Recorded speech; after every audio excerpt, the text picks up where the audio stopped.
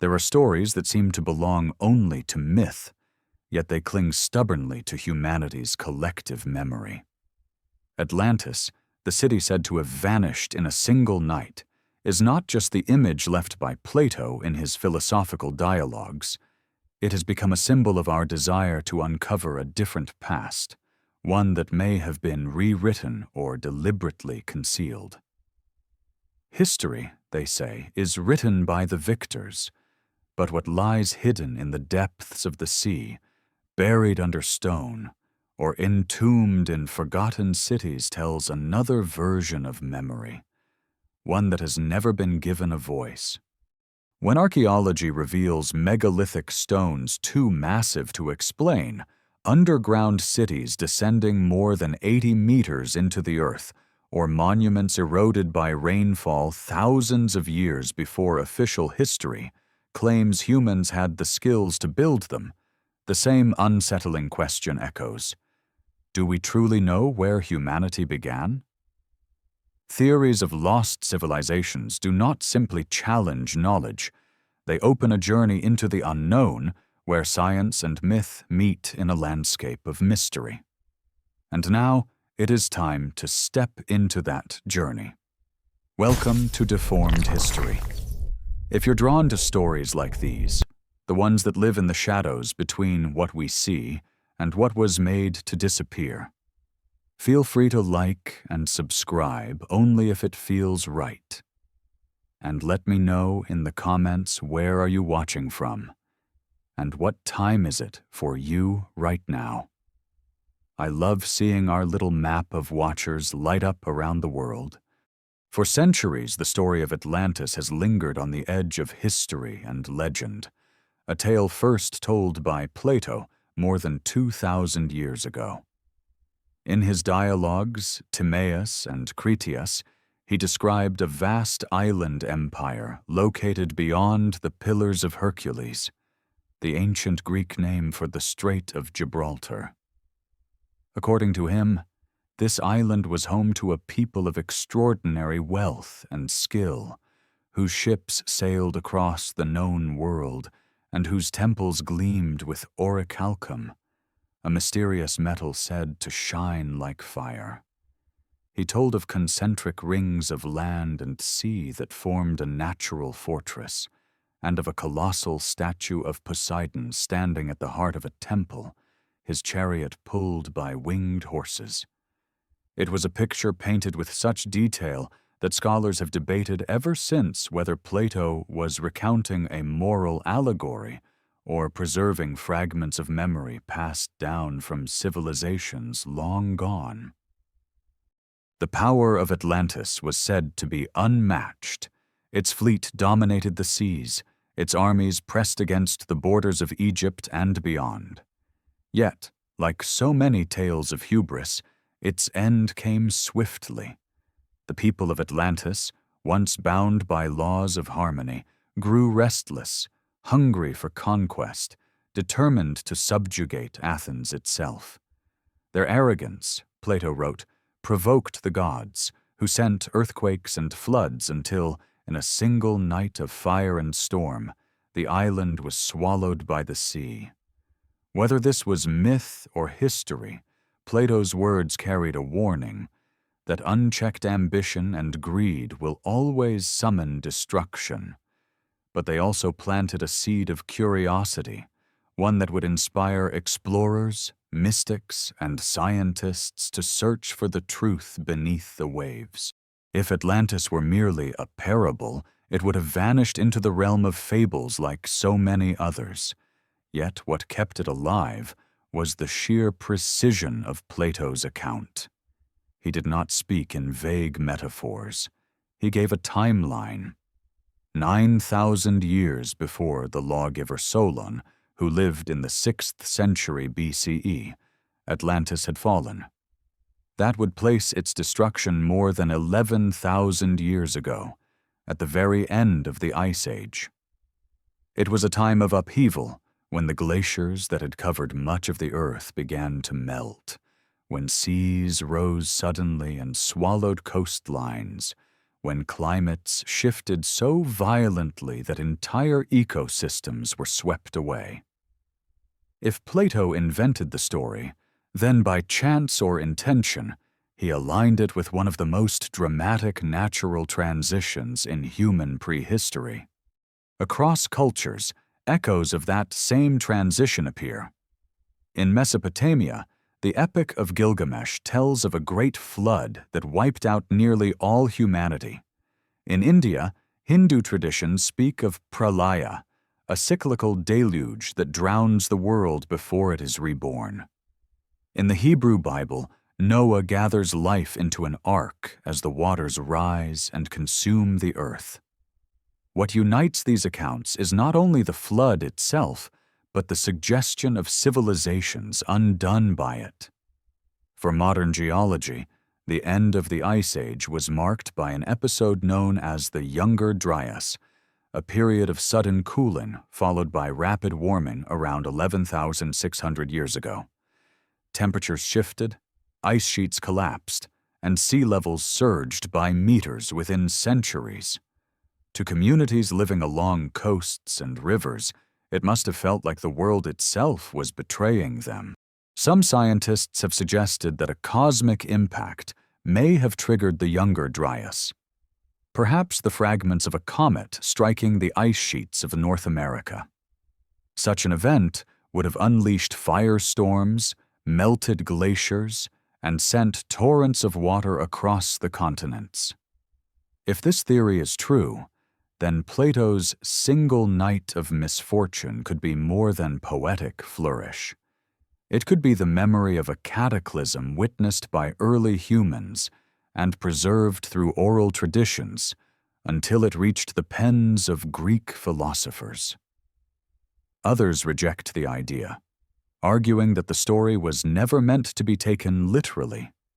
Yet the coincidence of dates, the convergence of myth and geology, continues to haunt those who seek Atlantis beneath the Atlantic waves. In the 20th century, explorers scoured the ocean floor, scanning with sonar, convinced that ruins must be there. Some pointed to the Bimini Road in the Bahamas, a series of massive stone slabs lying in shallow water, too straight and too aligned, they argued, to be natural. Divers swore they had found roads, walls, perhaps the foundations of ancient structures, but geologists countered with simpler explanations. The stones were beach rock, fractured by erosion, shaped by tides, no more artificial than cliffs or caves. Still, for every skeptical report, another diver emerged claiming to have touched the stones of a lost world. The persistence of Atlantis lies not only in archaeology, but in imagination. Every culture clings to the possibility of a golden age, a time when humans walked closer to gods, when knowledge and power were greater than today. Atlantis embodies that longing. Was it a civilization more advanced than Egypt, Mesopotamia, or the Indus Valley? Or was it simply the reflection of human fear, that all societies, no matter how grand, may vanish overnight? Even now, when satellites can map the ocean floor and science can trace the fingerprints of climate shifts, the allure remains. Some historians believe Plato drew on Egyptian accounts, stories told to Solon by priests in the city of Sais. If true, then Atlantis was already ancient when Plato wrote of it. Egyptian scribes spoke of wars between their ancestors and a seafaring empire from the west, preserved in temple records now lost. If fragments of those tales survived, they may explain why Plato's description bore such clarity. But the line between historical memory and allegory is thin. Was he recording a distant catastrophe, or using the image of a sunken city to caution against corruption? For modern audiences, the mystery of Atlantis is more than a question of archaeology. It is a mirror. When we wonder about lost civilizations, we are also wondering about ourselves. Our vulnerability to forces greater than us, our arrogance in thinking we are immune to nature, our hope that there was once a time when humanity reached higher than we imagine. Each retelling, each new theory, is less about the city itself and more about the yearning it symbolizes. Atlantis is at once a warning and a promise, a reminder that history is never complete, and that beneath the seas or sands there may still lie chapters of our story that we have yet to uncover. As the tale of Atlantis fades into the sea, other voices rise from across the world, each whispering of a flood so vast it reshaped the memory of humankind. The similarity of these legends, born from cultures separated by continents and oceans, is striking enough to make one pause. How could civilizations that never knew each other all carry the same story of waters rising, lands sinking, and entire worlds swept away? Perhaps it is coincidence, the universal fear of water transformed into myth. Or perhaps it is memory, carried through generations of survivors who saw the earth itself change beneath their feet. In Mesopotamia, long before the Bible was compiled, scribes etched into clay the Epic of Gilgamesh. Among its adventures, the hero learns of a man who survived a flood that consumed the world. This man, Utnapishtim, was warned by the gods to build a great vessel, filling it with animals and seeds, so that when the deluge came, he might preserve life. When the waters receded, his boat rested on a mountain, and he released birds to search for dry land.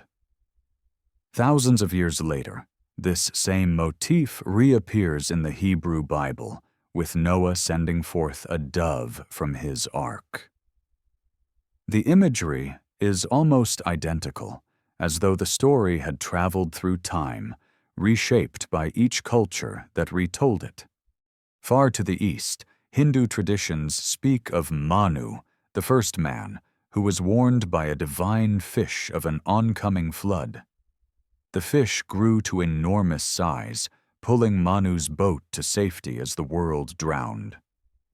In another telling, the flood was not a singular punishment, but part of a cosmic cycle called pralaya, a destruction and renewal that repeats endlessly, like the beating of a cosmic heart. In China, myths tell of the hero Yu, who battled against rising waters by dredging channels and redirecting rivers, taming chaos into order. In Mesoamerica, the Maya spoke of previous worlds destroyed by water before the present one was created. The common thread is impossible to ignore. Floods are not just metaphors for renewal. They are records of trauma. To people living at the end of the Ice Age, water was both giver and destroyer. It nourished crops and settlements, yet when glaciers collapsed and seas surged, it could erase entire landscapes. The Younger Dryas, that sudden shift in climate beginning around 12,800 years ago, brought first an age of bitter cold and then a violent warming. As the ice sheets melted, vast torrents of fresh water poured into the oceans, raising sea levels by more than 100 meters over the span of centuries. For those alive then, it may have seemed as though the world itself was sinking. Imagine standing on the shore of a fertile plain that has fed your people for generations, only to watch the horizon creep closer each year. Villages that once stood safe become marshes.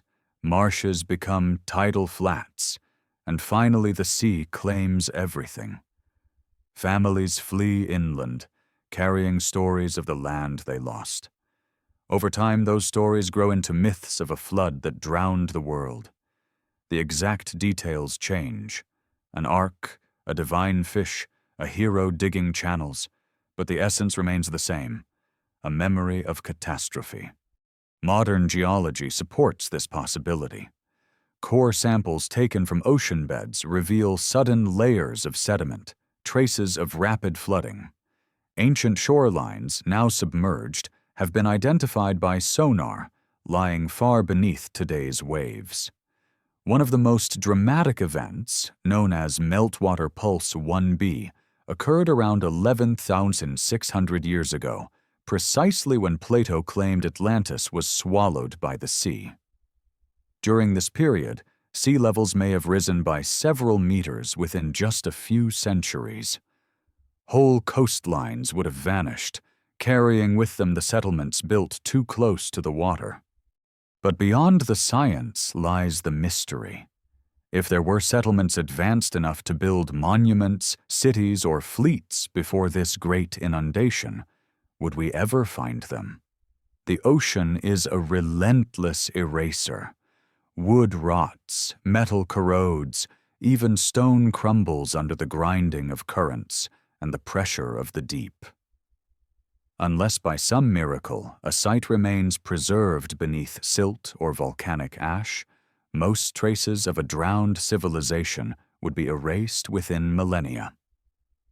This absence of evidence fuels the skeptics, who argue that without artifacts or writing, all talk of pre-Ice Age civilizations is fantasy.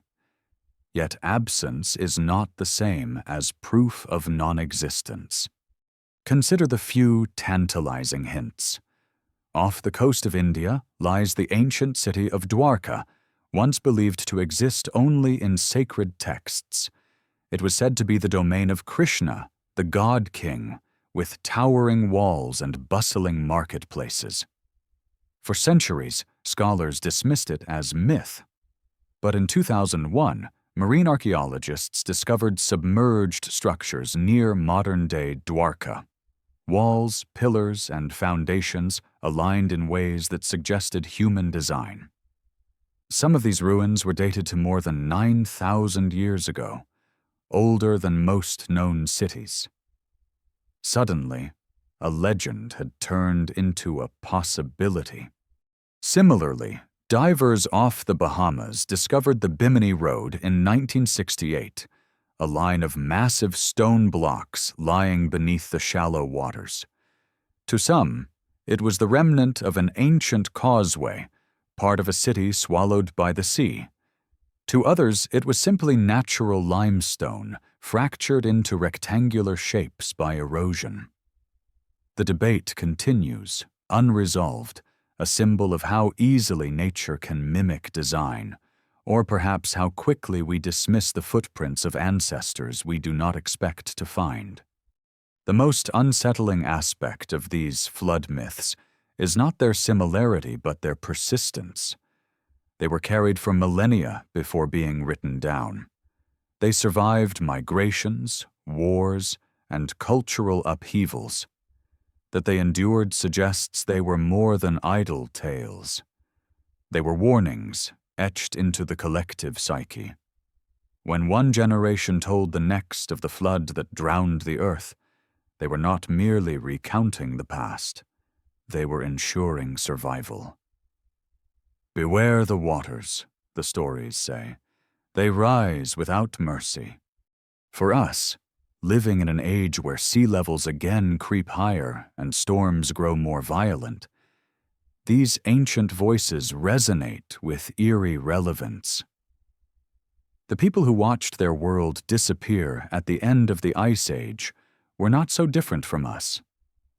They looked to the horizon and wondered what lay ahead, uncertain if their children would have land to walk upon. Their monuments may be lost, but their warnings remain. And so, when we hear of Atlantis swallowed in a night, or Noah's Ark riding the flood, or Manu's boat tethered to a mountain peak, we are not just hearing myths. We are touching fragments of human memory that survived when everything else was washed away. They are the echoes of survivors, whispering through time that the world has ended before, and it could end again. Beneath the restless surfaces of the oceans lie fragments of mysteries that continue to haunt archaeologists and dreamers alike. The sea is both a graveyard and a time capsule, hiding the remains of worlds long forgotten. When divers in 1968 stumbled across what would be called the Bimini Road, it seemed to many that Plato's Atlantis had finally begun to rise from the deep. The formation was made of enormous rectangular blocks of stone, some measuring several meters across, arranged in a pattern that stretched for hundreds of feet across the seabed near the Bahamas. From above, it resembled a deliberate roadway or seawall, leading straight into the unknown. At once, theories ignited. Writers and explorers claimed it was a surviving fragment of Atlantis, the stone causeway of a civilization swallowed whole. They imagined fleets moored along its edge, temples gleaming in the sun before the waters rose to claim it.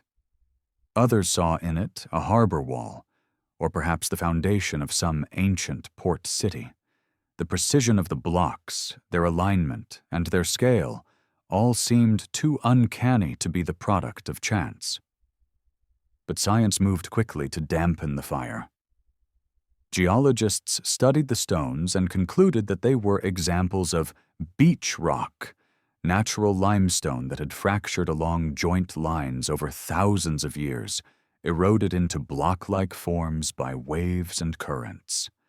To them, the Bimini Road was a geological quirk, not a human artifact. Yet the debate has never fully closed. Divers return to Bimini each year, photographing the stones, tracing their lines, and whispering that the regularity is too perfect, the placement too neat. Some note that the blocks are stacked in tiers, as if carefully laid by hands. Others counter that nature is capable of creating symmetry and order, that erosion can deceive the human eye. Still, the very existence of the formation fuels the hunger for mystery, because if the stones are indeed artificial, then they speak of a people who built with precision in a time when, according to textbooks, no such culture should have existed in the Caribbean. Thousands of miles away, in the waters off India's western coast, another city lies in silence. Dwarka, mentioned in ancient Hindu texts as the Golden Kingdom of Krishna, was described as a place of walls, fortifications, and markets vibrant with life. For centuries, it was dismissed as mythology, a story of gods and epic battles. But in 2001, sonar scans revealed submerged structures near the present-day city of Dwarka in Gujarat. Divers discovered walls, pillars, and foundations stretching across the seabed, their alignments eerily similar to the descriptions in sacred texts.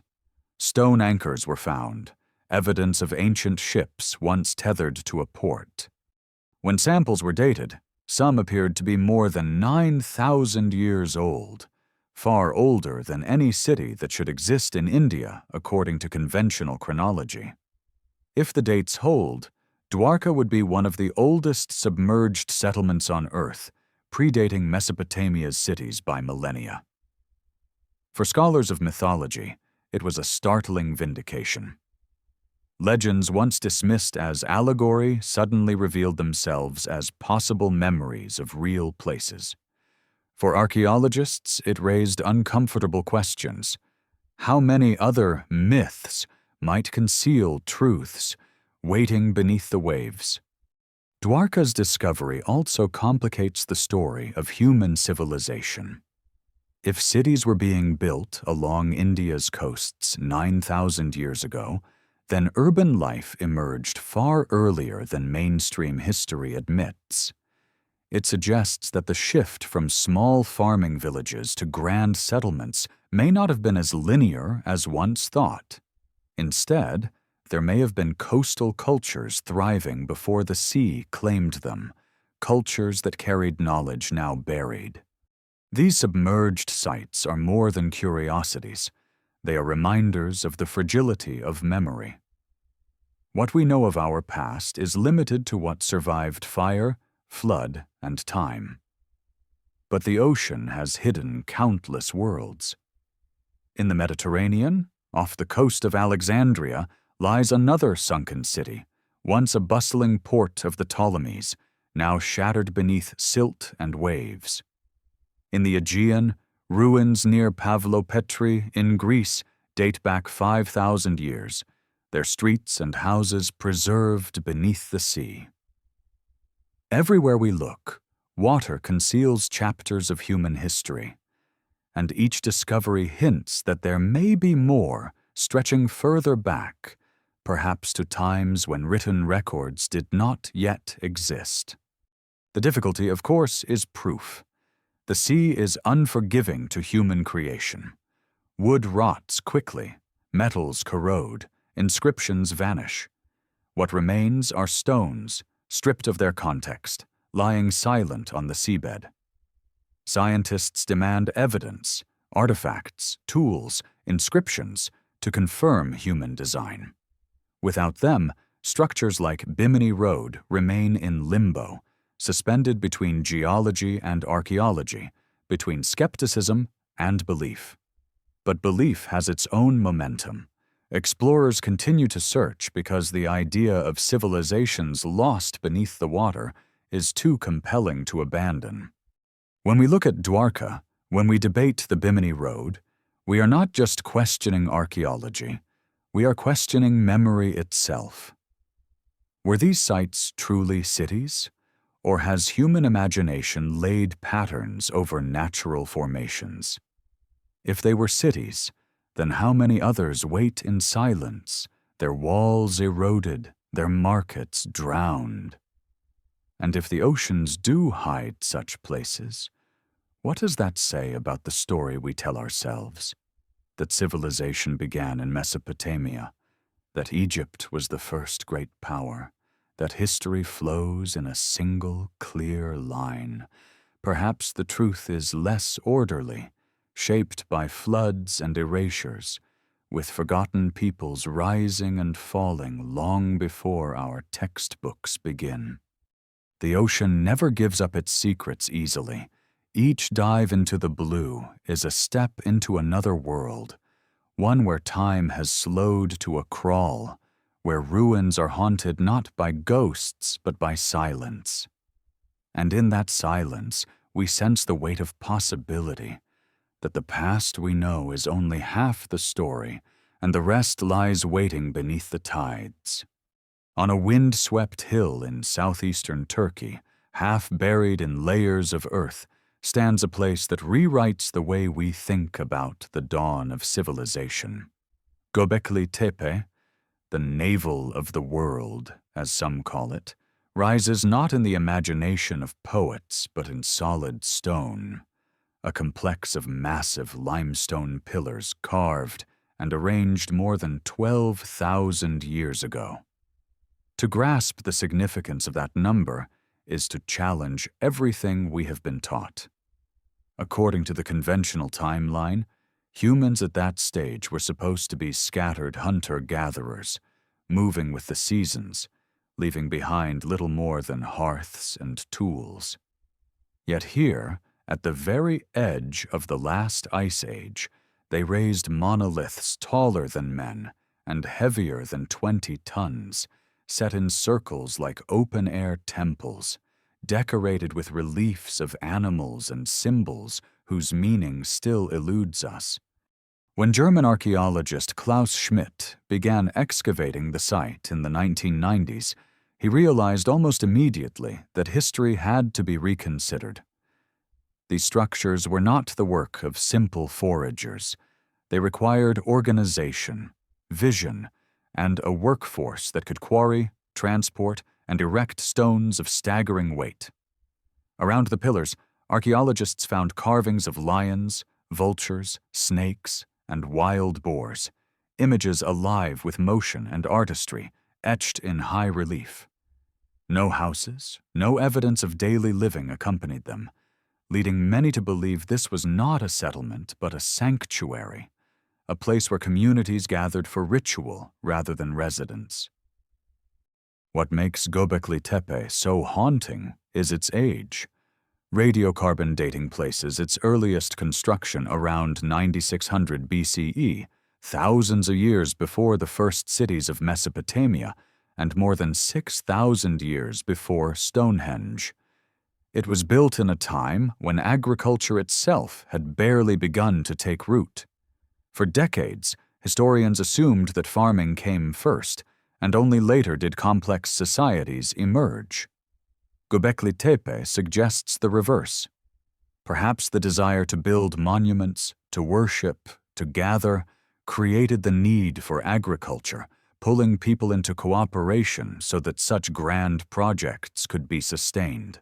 Civilization, in this view, did not grow from fields of grain, but from circles of stone. Even stranger is the fate of the site. At some point, perhaps around 8000 BCE, the entire complex was deliberately buried under thousands of tons of soil. This was no collapse of nature, but an act of will. Whoever built Gobekli Tepe went to great effort to cover it, preserving the stones beneath layers of earth. Why would they entomb their own creation? Some speculate it was a ritual closure, a way of sealing a sacred place when its purpose was complete.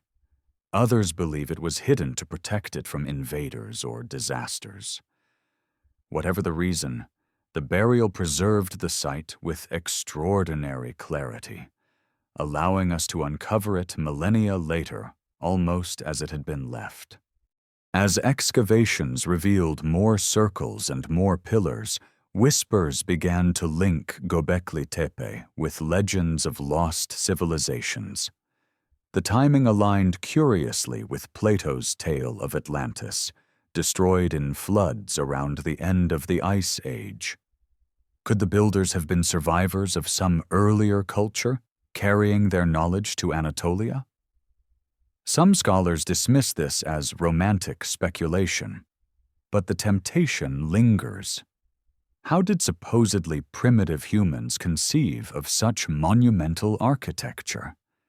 Did they inherit techniques, stories, or symbols from peoples erased by climate catastrophe? The site also poses another riddle: the symbols carved into the stones. Alongside animals are abstract motifs, circles, hands, and enigmatic signs that hint at a language not yet understood. Some researchers argue they could represent early cosmological ideas, the first attempts to order the universe in symbols. Others think they were totems, marks of clans or groups that gathered at the site. To stand among the pillars is to feel the weight of intention, to sense that these were not random decorations, but messages, a form of communication from a world we no longer know how to read. Mainstream archaeology remains cautious. It sees Gobekli Tepe as proof that humans were capable of extraordinary feats earlier than assumed, but not necessarily as evidence of a forgotten advanced civilization. Yet even within careful science, the site forces revision. It shows that spiritual life, organized labor, and monumental architecture existed far earlier than we thought. It suggests that myths of great sanctuaries and golden ages may not be mere invention, but distorted echoes of places like this. Standing there today, with the Anatolian sun bleaching the stones and the wind carrying dust across the plateau, one cannot escape the feeling of presence. The pillars form a ring, tall guardians staring inward, as though the space itself were alive with memory.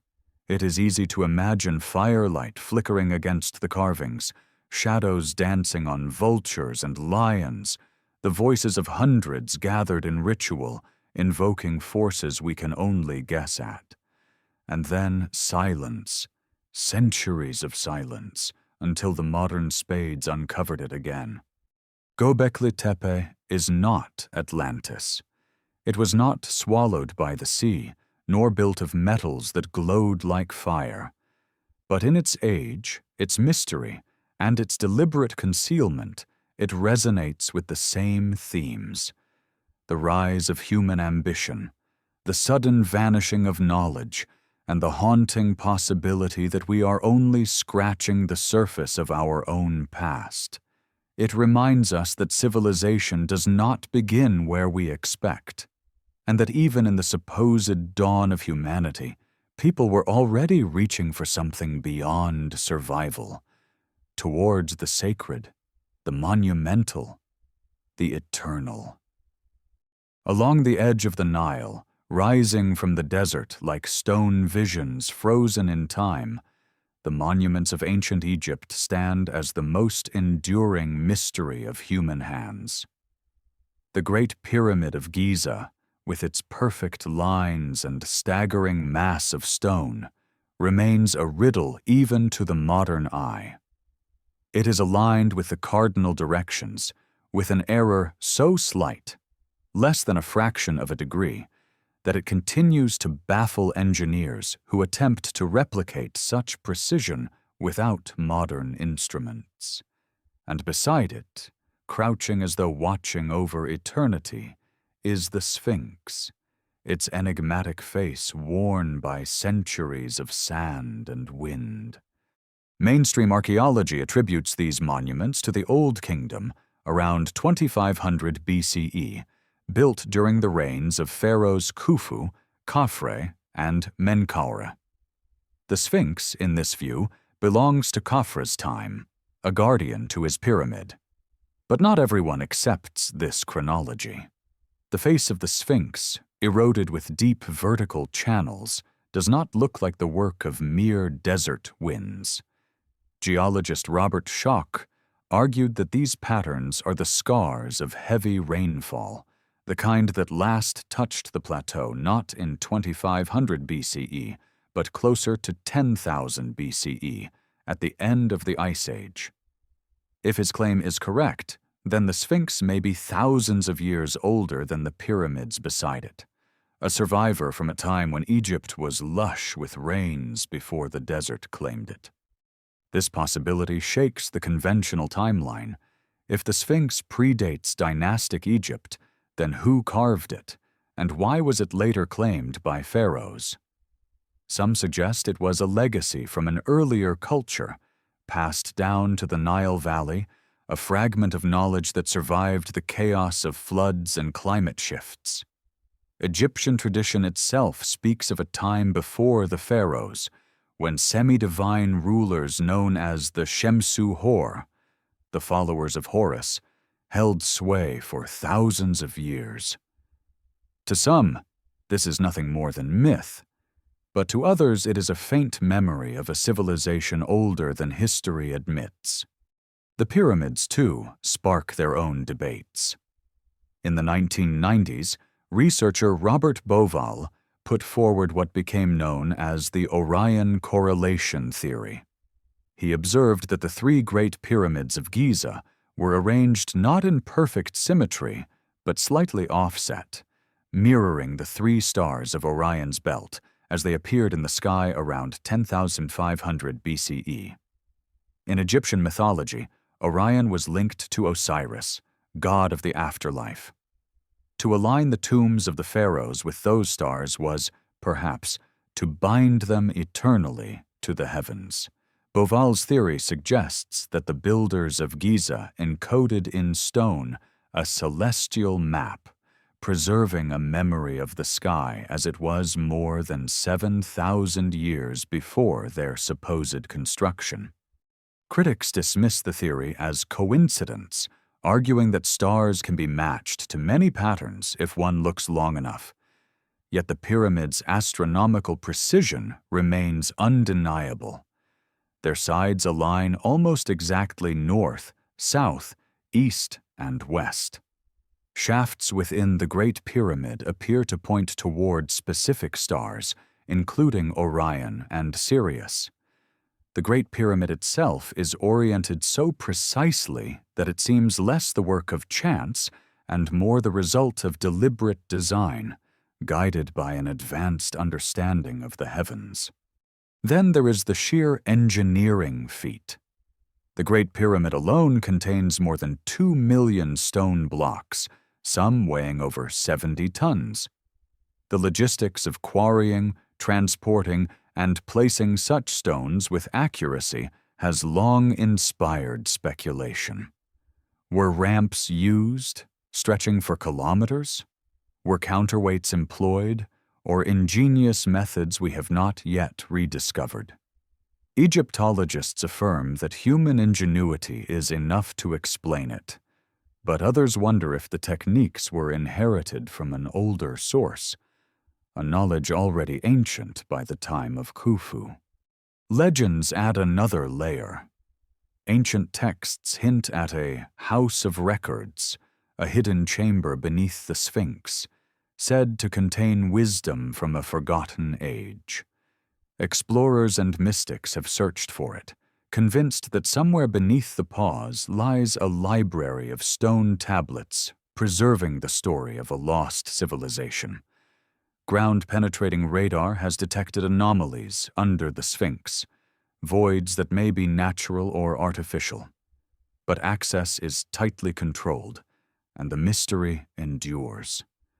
If such a chamber exists, it could be the missing bridge between myth and history, the voice of those who lived before dynastic Egypt. Whether one accepts these theories or not, the monuments of Giza command a strange duality. They are both timeless and out of time. On one hand, they fit into Egypt's narrative as grand expressions of royal power, tombs for kings who sought to ascend as gods. On the other, they seem too vast, too precise, too enduring, as if they were built not just for mortals but for eternity itself. The Egyptians called them Ak, a word meaning both horizon and shining spirit. To stand before them even today is to feel their pull, not simply as relics of a past we know, but as gateways to a past we may never fully understand. As the sun sets over the plateau, the pyramids cast shadows that stretch across the sands like fingers pointing to the horizon. The stars emerge, Orion rising once more above the desert sky, just as it did 10,000 years ago. Whether coincidence or design, the alignment is undeniable, and in that moment the ancient and the eternal blur together. It is as if the stones themselves whisper that history is deeper, older, and stranger than we allow. Beneath the plains of Cappadocia in central Turkey, hidden below villages and fields, lies a shadow world carved into volcanic stone. It is a labyrinth so vast that it seems almost alive, a honeycomb of passageways and chambers plunging more than 80 meters into the earth. This is Derinkuyu, the largest and most astonishing of the underground cities, a place capable of sheltering tens of thousands of people from whatever dangers once swept across the surface. Discovered by chance in the 1960s, when a villager broke through a wall in his home and found himself staring into an ancient passage, Derinkuyu soon revealed its extraordinary scale. 18 levels of tunnels and rooms wind downward into the rock, connected by stairways and shafts, designed not as haphazard caves, but as deliberate architecture. Within these spaces, archaeologists found kitchens blackened by ancient smoke, wineries with carved vats, storage rooms for grain, stables for animals, even schools and chapels. There was a deep well at the heart of the city, ensuring fresh water, and more than 50 ventilation shafts snaked up to the surface, cleverly disguised among fields above. Whoever designed Derinkuyu understood not only how to live underground, but how to make such a life sustainable. The most striking feature of the city is its defenses. At critical junctions, enormous circular stone doors, some weighing half a ton, were carved to roll across the passageways. From the inside, they could be pushed into place, sealing off entire sections of the city. Narrow corridors forced intruders to enter single file, while defenders could attack from hidden niches. It was a fortress designed not for conquest but for survival, as if the inhabitants feared enemies or cataclysms so severe that their only refuge lay deep within the earth. Who built Derinkuyu? Mainstream historians suggest the Phrygians in the first millennium BCE, or perhaps the Hittites long before them, carving out the early tunnels and expanding them over centuries. But some researchers look deeper. They note that Cappadocia is dotted with hundreds of smaller underground complexes, many connected by long tunnels stretching kilometers beneath the ground. The scale of such a network seems too immense for fragmented defensive projects. Instead, they suggest, it may have begun in a much earlier time, perhaps more than 10,000 years ago, when climatic upheavals at the end of the Ice Age forced communities to seek shelter. If true, then Derinkuyu was not simply a fortress against human enemies, but a sanctuary against the wrath of nature itself. Imagine sudden floods surging across the plains, violent storms sweeping the skies, or even ash and smoke from volcanic eruptions choking the air. To retreat into the earth was to retreat into safety, into a womb of stone where fire and flood could not reach. Within those walls, families might have huddled as the world outside was transformed, carrying their traditions and memories into the tunnels. Legends of subterranean realms are not unique to Turkey. In many cultures, myths speak of people retreating beneath the ground during times of great disaster. In Tibetan lore, the hidden kingdom of Agartha is said to stretch beneath the mountains. In Native American traditions, tribes recount ancestors emerging from caverns after floods subsided. The resonance between myth and Derinkuyu is impossible to ignore. Here, for once, the myth has walls and doors and corridors solid as the stone itself. Walking today through the dimly lit tunnels, the imagination fills in the details. The flicker of oil lamps casting shadows across rock walls, the murmur of voices echoing in the chambers, the scent of animals kept below ground, the heavy silence when the great doors were rolled shut. Life here must have been claustrophobic, yet it also carried a sense of safety, a separation from the chaos above. In the lowest chamber stands a church carved directly from the rock, its apses and naves still discernible, suggesting that even in confinement the people maintained a sacred order. Faith, it seems, was as necessary as food and water. Derinkuyu is not alone. The region contains more than 200 underground cities, many still unexplored, linked by tunnels that run for miles. In 2014, a new complex was discovered beneath the town of Nevşehir, potentially larger than Derinkuyu itself. Such discoveries expand the mystery. What drove entire populations to live beneath the ground on such a scale?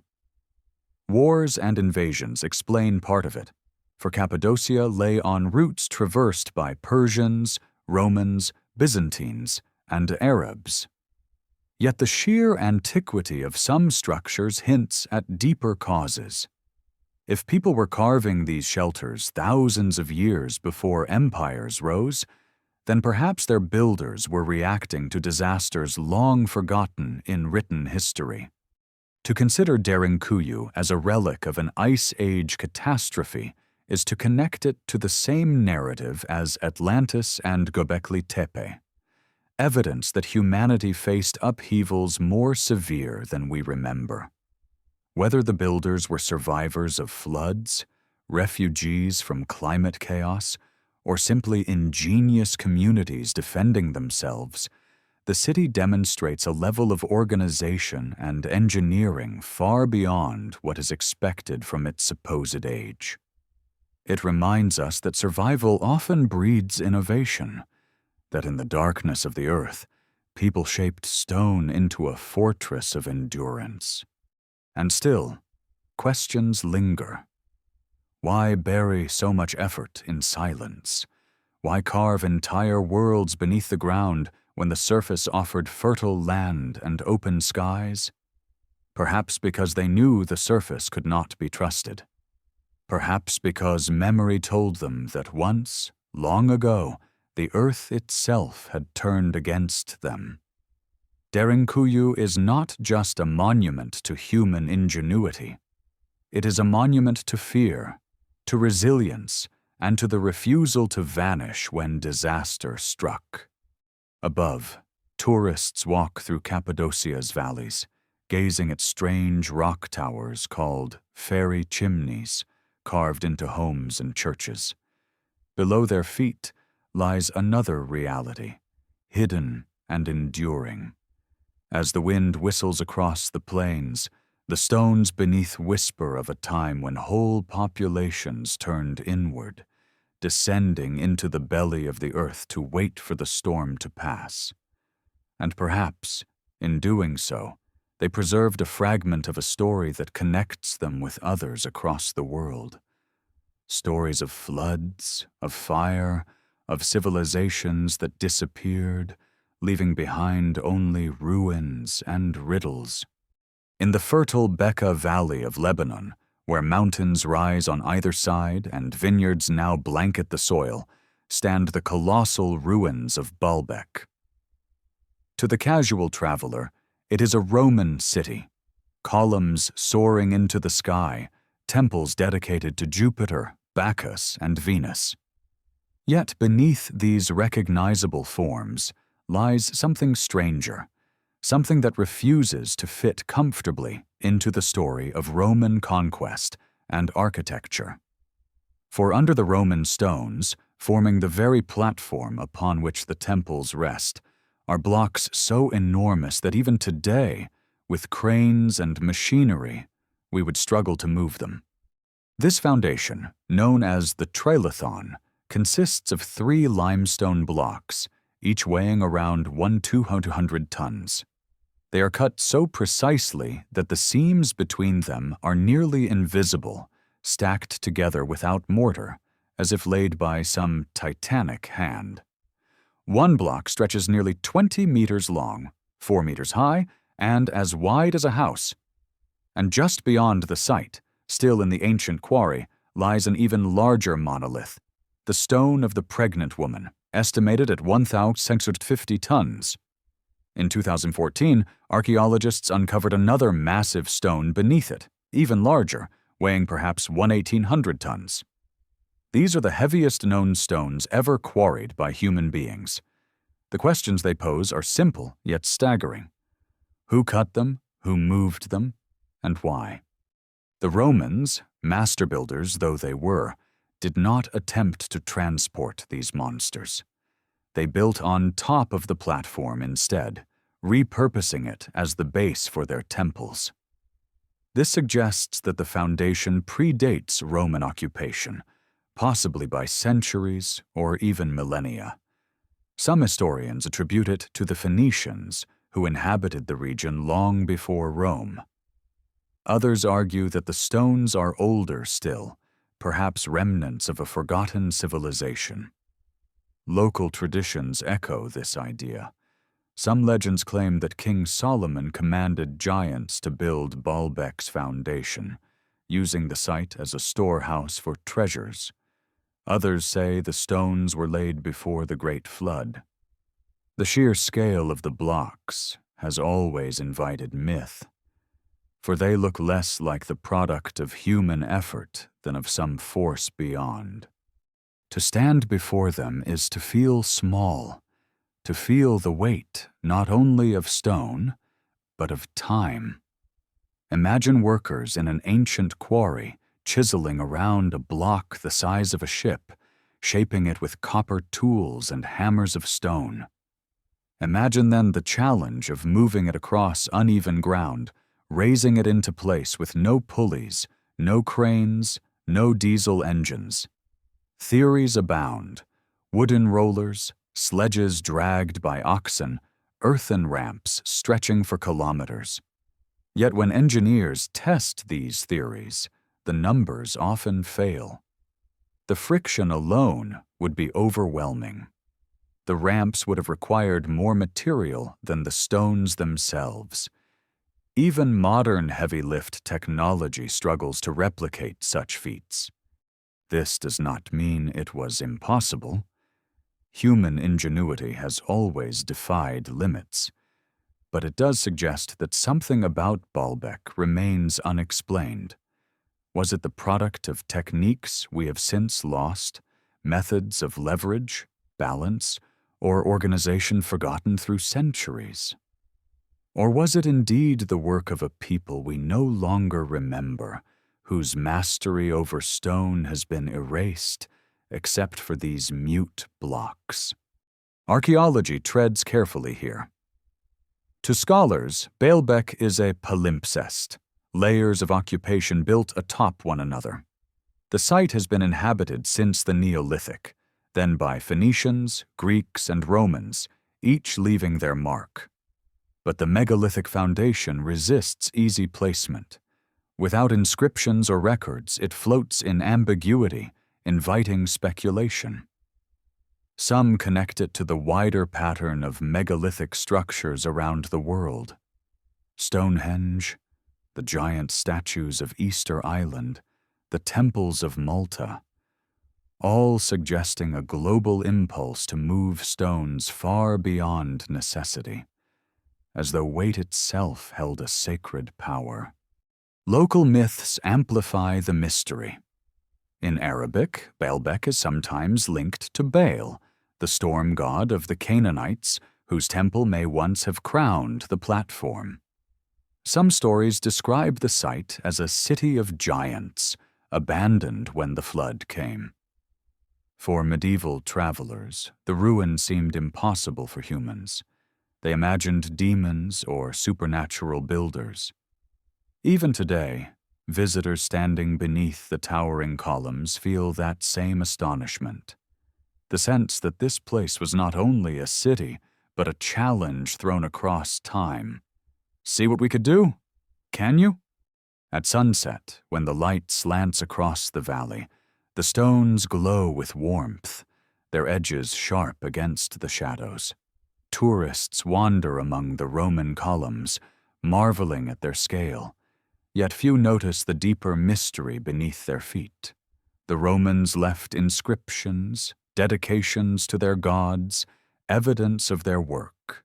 The builders of the Trilithon left nothing but the stones themselves, silent and immovable. That silence speaks louder than words, for it suggests either a people who did not write, or a memory so old that its records are lost. Baalbek reminds us that monuments are not only about architecture, they are about endurance. Civilizations rise and fall, temples are built and toppled, empires expand and crumble. But the stones remain, heavy and indifferent, carrying with them questions that no conquest can erase. To touch them is to touch the deep pulse of human ambition, a desire to create something so massive that it defies not only enemies, but time itself.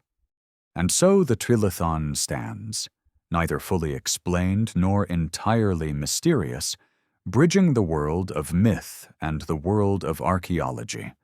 Whether laid by Phoenician hands, guided by forgotten techniques, or the last testament of a civilization lost to history, it continues to whisper the same question as Atlantis, as Gobekli Tepe, as Derinkuyu. How much of our story have we truly forgotten? And what lies buried beneath the narratives we accept as truth? Off the southern coast of Japan's Yonaguni Island, waves break against cliffs of dark volcanic rock, and below the restless water lies one of the most debated mysteries of the modern age. In 1986, a diver searching for hammerhead sharks stumbled upon something that seemed less like a reef and more like a city. Rising from the seabed were massive stone terraces, steps as wide as a road, and walls so straight that they looked carved by hand. The site, now called the Yonaguni Monument, stretches across a wide area, its features including broad platforms, angular corridors, and what resembles a grand staircase descending into the deep. For some, it was the lost Atlantis of the Pacific. For others, it was nothing but nature playing tricks. Marine geologist Masaki Kimura became the monument's greatest advocate. After years of study, he argued that the formation showed undeniable signs of human craftsmanship. He pointed to sharp right angles, flat planes, and what he claimed were quarry marks etched into the stone. He described pathways leading from one level to another, as though streets once ran across a drowned settlement. He even suggested carvings, rudimentary figures and symbols, though time and current had blurred them. To Kimura, Yonaguni was evidence of a sunken city at least 10,000 years old, built when sea levels were lower and the land still dry. Others, however, were not convinced. Geologists like Robert Schoch examined the same structures and saw not the handiwork of ancient builders, but the patient work of natural erosion. Yonaguni's rock is sandstone, prone to fracturing along parallel planes. Earthquakes, common in the region, split the layers into rectangular blocks. Ocean currents then smoothed the surfaces into the flatness that so resembles cut stone. To them, the monument was a natural sculpture, no more mysterious than the Giant's Causeway in Ireland or basalt cliffs in Iceland. Humans, they argued, had nothing to do with it. But skeptics could not erase the unease of seeing photographs of the site. The angles are too precise, the steps too evenly spaced, the lines too deliberate. To divers swimming among them, the monument feels not like geology, but like architecture, as if walking through the ghost of a citadel. Some structures even seem to echo familiar forms: a plaza, a pyramid-shaped mound, corridors opening into what could be chambers. The effect is uncanny, a liminal space where the natural and artificial blur together. The question of age complicates the debate. If Yonaguni was once dry land, then it must predate the end of the Ice Age, when seas rose and drowned coastlines around 10,000 years ago. That would make it far older than the pyramids, older than Mesopotamia, older even than Gobekli Tepe. Could people at such an early stage have shaped a monument of this scale? Mainstream archaeology says no. Hunter-gatherers did not build cities. But perhaps our categories are wrong. Perhaps there were cultures along the coasts whose works were swallowed by the sea before history could record them. Yonaguni, if proven artificial, would be their voice, emerging from silence. Legends of Japan add another layer.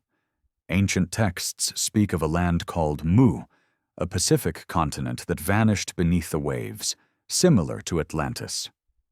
While most scholars dismiss Mu as a 19th century invention, the story resonates when viewed alongside Yonaguni. In Okinawan folklore, there are also tales of castles swallowed by the sea, of gods and kings whose palaces lie beneath the waves. Could these be memories, passed down through generations, of real places lost during the floods at the end of the Ice Age?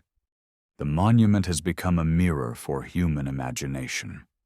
Scientists debate rock formations and erosional patterns, but divers descend seeking the thrill of discovery, convinced they are swimming through ancient streets.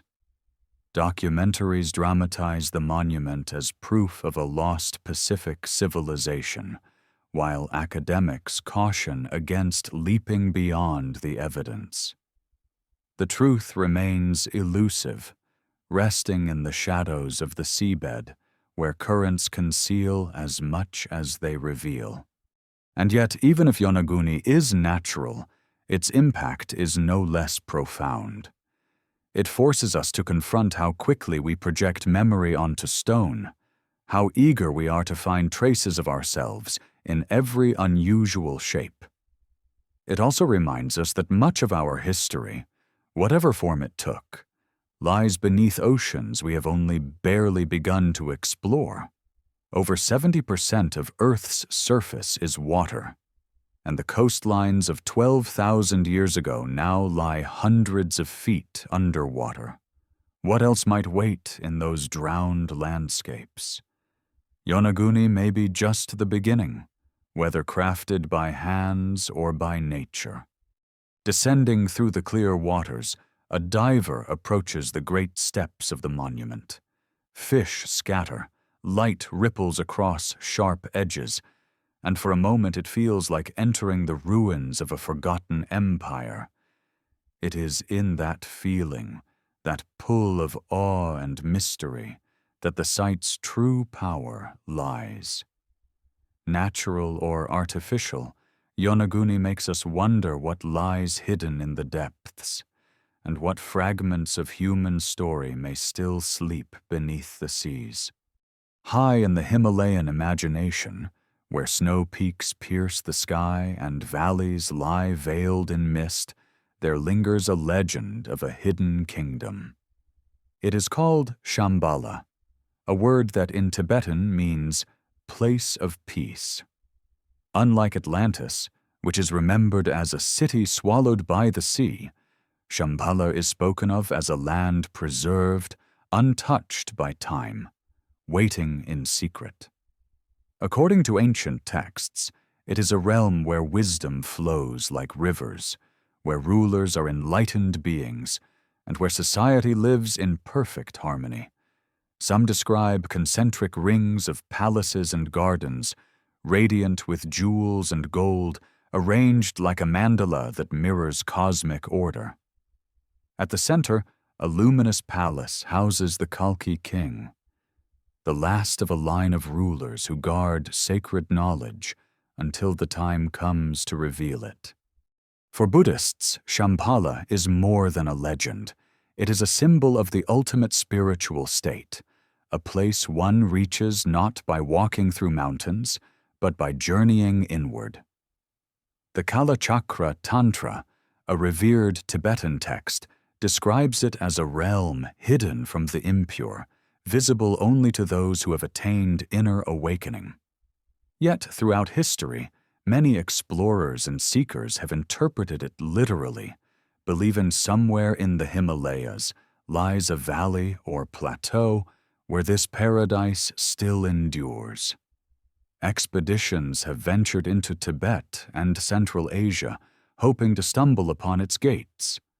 None have returned with proof, but the allure of Shambhala has never faded. Intertwined with Shambhala is another myth, Agartha, said to be a subterranean kingdom stretching beneath the earth itself. In esoteric traditions, Agartha is connected by tunnels and caverns that span continents, linking hidden cities where ancient beings or advanced survivors of cataclysms continue their existence. For some, Agartha is a metaphor for inner knowledge, the depths of the subconscious mind.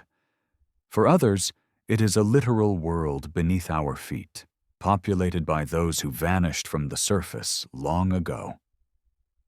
The concept resonates with the very real underground cities of Cappadocia, and with stories from many cultures of people retreating beneath the ground during times of catastrophe.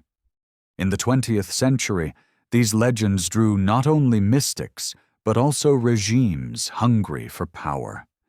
Among the most unsettling seekers were the Nazis, who under Heinrich Himmler developed a fascination with occult traditions and lost civilizations. To them, Shambhala and Agartha were not only sources of wisdom, but potential proof of an ancient Aryan homeland.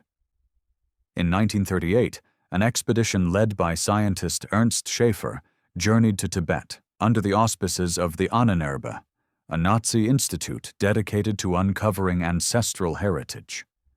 Officially, they studied plants, animals, and local customs. Unofficially, many believe they searched for hidden knowledge, perhaps even a route to Shambhala itself. The idea that a mystical kingdom might preserve the secrets of an ancient master race fit perfectly with their distorted ideology. The image of German officers trudging through Himalayan snow in search of a mythical city captures the strange power these legends hold. Rational minds may scoff, but such quests reveal how myth can blur into politics, how the hunger for origins can drive even the most modern societies into the arms of ancient tales. The Nazis were not alone. Throughout the centuries, Russian explorers, Chinese monks, Western adventurers, and secret societies all claimed to have hunted for Shambhala. Some returned with maps of hidden valleys, others with stories of lamas who guarded forbidden paths. All returned with mystery. Whether Shambhala exists as a physical place hardly matters in the end. The legend has endured because it speaks to a human longing, that somewhere there is a refuge from chaos, a kingdom of balance and wisdom that remains untouched even as the world above falls into conflict. In Tibetan prophecy, when the world descends into darkness, the final ruler of Shambhala will emerge with a vast army to defeat the forces of ignorance and restore harmony. Some interpret this literally as an apocalyptic battle. Others see it as a metaphor for inner awakening, the triumph of enlightenment over confusion. Agartha, too, continues to inspire. In modern conspiracy theories, it is sometimes linked to UFOs, hollow Earth models, or hidden technologies from a forgotten age. In older traditions, it is described as a sanctuary of those who survived ancient floods and disasters, carrying forward knowledge that the surface world lost. The tunnels of Cappadocia, the myths of underworlds in Native American and Mesoamerican traditions, even Plato's hints of survivors from Atlantis, all feed into the notion that beneath the earth may lie not just stone, but memory. Standing at the edge of a Himalayan pass, wind tearing across the snow, one can almost believe that beyond the next ridge lies a valley untouched by time. Standing in the dim passages of Derinkuyu, one can imagine those tunnels stretching further, connecting not only cities but entire realms. Whether as symbol or reality, these legends continue to pull at us, for they offer something history rarely does: hope. If there is a Shambhala or an Agartha, then perhaps wisdom has not been lost. Perhaps humanity has guardians still, waiting until the moment we are ready to listen. The search for lost kingdoms is, in truth, a search for ourselves. In the stones of Baalbek, in the floods of Atlantis, in the caves of Cappadocia, and in the mountains of Tibet, we project our yearning for order, for meaning, for continuity beyond disaster. Shambhala and Agartha endure because they tell us what we most want to believe: that even in the face of destruction, knowledge survives, hidden, patient, eternal. Every legend, no matter how alluring, eventually collides with the hard edge of skepticism. For all the fascination Atlantis, Shambhala, and Baalbek inspire, there is a chorus of voices in archaeology and history that calls for caution. To these scholars, extraordinary claims demand extraordinary evidence, and until that evidence is produced, talk of lost civilizations remains no more than speculation wrapped in romance. The strongest argument offered by mainstream archaeology is the absence of writing. Every known advanced civilization, from Mesopotamia to Egypt to the Indus Valley, left behind records, inscriptions on stone, clay tablets, hieroglyphs, or some form of written language. Writing is more than communication. It is the mark of complexity, the means by which laws, trade, and histories are preserved. If there were once civilizations older or more advanced than those we recognize, why has no script, no coherent archive been found? Without such evidence, skeptics argue, tales of Atlantis and forgotten kingdoms belong to the realm of myth rather than history. Another pillar of their reasoning is cultural continuity. Civilizations rarely vanish completely. The Roman Empire collapsed, but its language, architecture, and law lived on across Europe. The Maya suffered decline, but their descendants preserved traditions and stories. The Persians fell, but echoes of their empire remained in art, religion, and governance.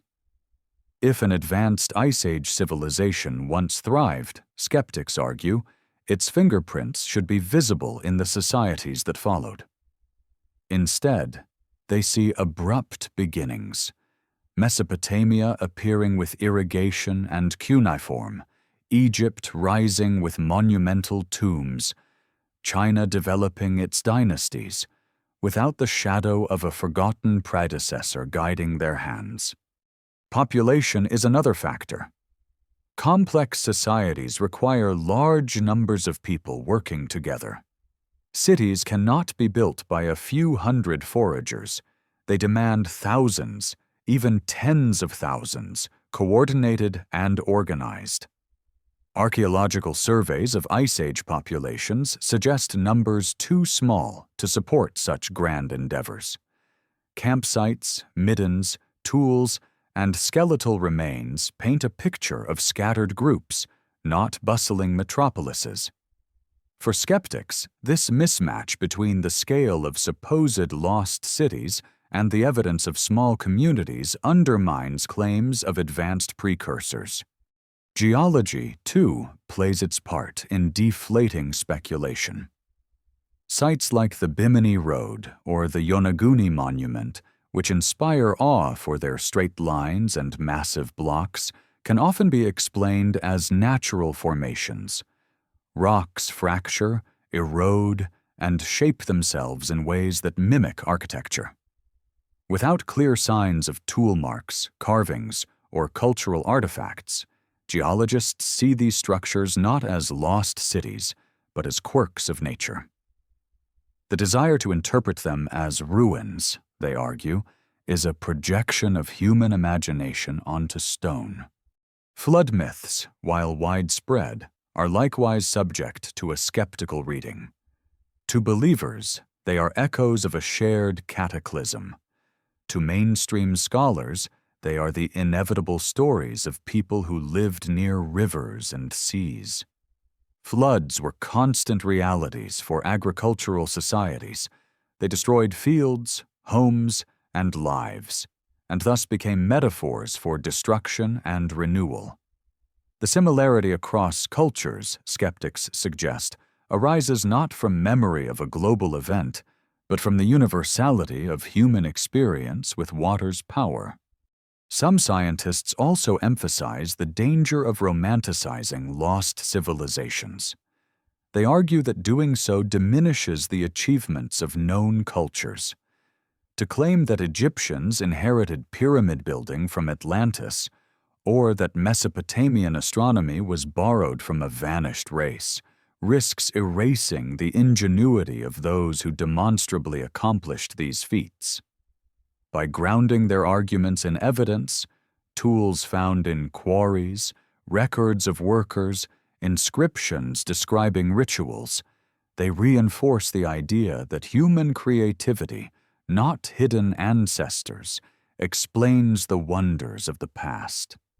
Technology has further armed the skeptics. LiDAR scanning, satellite imagery, and ground-penetrating radar are revealing ancient settlements with increasing frequency. Entire cities hidden beneath jungles or deserts are being mapped in detail. While these discoveries reshape our understanding of known civilizations, showing that Amazonian or Khmer societies were larger and more organized than we thought, they do not yet reveal evidence of a civilization older or more advanced than Mesopotamia. Instead, they strengthen the picture of human progress as gradual, punctuated by innovation, but not by sudden leaps from forgotten sources. And yet, even among skeptics, a quiet humility persists. They acknowledge that archaeology is a young science, that much of the earth remains unexplored, especially beneath the sea. They caution against declaring absolutes, but also against filling the gaps with speculation. For them, patience is the key. Evidence, if it exists, will come not through myth or intuition, but through excavation, analysis, and the slow accumulation of proof. Still, one cannot ignore how defensive some of these arguments sound, as though the very suggestion of a lost civilization threatens the foundations of history. Perhaps it does. If Atlantis or something like it were proven true, then the story of humanity would have to be rewritten. Civilizations would no longer appear as linear progress from primitive to advanced, but as cycles of rise and fall, memory and forgetting. For now, the weight of evidence rests with the skeptics, but the allure of mystery persists, drawing explorers back to the ocean depths, the desert sands, and the mountains where legends whisper of what might still lie hidden. The debate itself, in truth, is part of the fascination. On one side, voices call for evidence, for artifacts, for proof carved in stone or written in ink. On the other, voices insist that absence of evidence is not evidence of absence, that myths and anomalies deserve attention. Between them lies the terrain of curiosity, where imagination and science collide. It is in this space that the story of lost civilizations continues to live, not proven, not disproven, but suspended in possibility, urging us to keep looking. When we imagine the disappearance of civilizations, we often think of gradual decline, empires falling to invasion, cities abandoned after famine, dynasties fading into dust. But nature does not always move slowly. Sometimes it strikes with violence so sudden and absolute that entire cultures can vanish within days. Earthquakes, volcanic eruptions, tsunamis, and sudden shifts of the earth have the power to erase history before it can even be recorded. If we are searching for the reasons why traces of ancient civilizations may be so scarce, then these catastrophes deserve a closer look. Consider the Earth itself, a restless planet with plates that grind and collide, mountains that rise and fall, oceans that swallow land. An earthquake today can bring down cities of glass and steel. What then would it have done to settlements built of stone and wood thousands of years ago? Along the Mediterranean, fault lines cut beneath the sea and land, and records from antiquity tell of towns consumed by the ground splitting open. In 373 BCE, the Greek city of Helike was destroyed overnight when an earthquake struck and a tsunami followed, leaving it buried beneath silt and sea.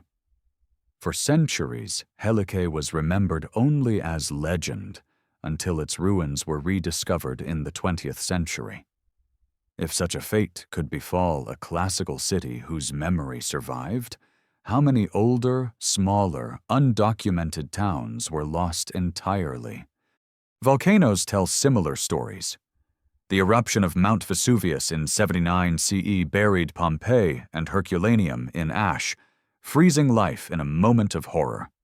People, tools, art, all entombed, forgotten until excavation brought them back. That was less than 2,000 years ago. Now imagine the colossal eruptions that predate written history.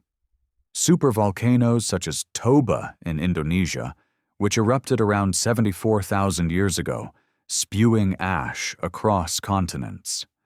Some scientists believe this event triggered a volcanic winter that nearly extinguished humanity itself. If there had been settlements with complexity at that time, their destruction would have been absolute, their traces smothered under meters of ash, their survivors scattered into obscurity. Tsunamis, too, have reshaped coasts with terrifying speed. In 2004, the Indian Ocean tsunami killed more than 200,000 people in hours, sweeping away villages and erasing entire shorelines.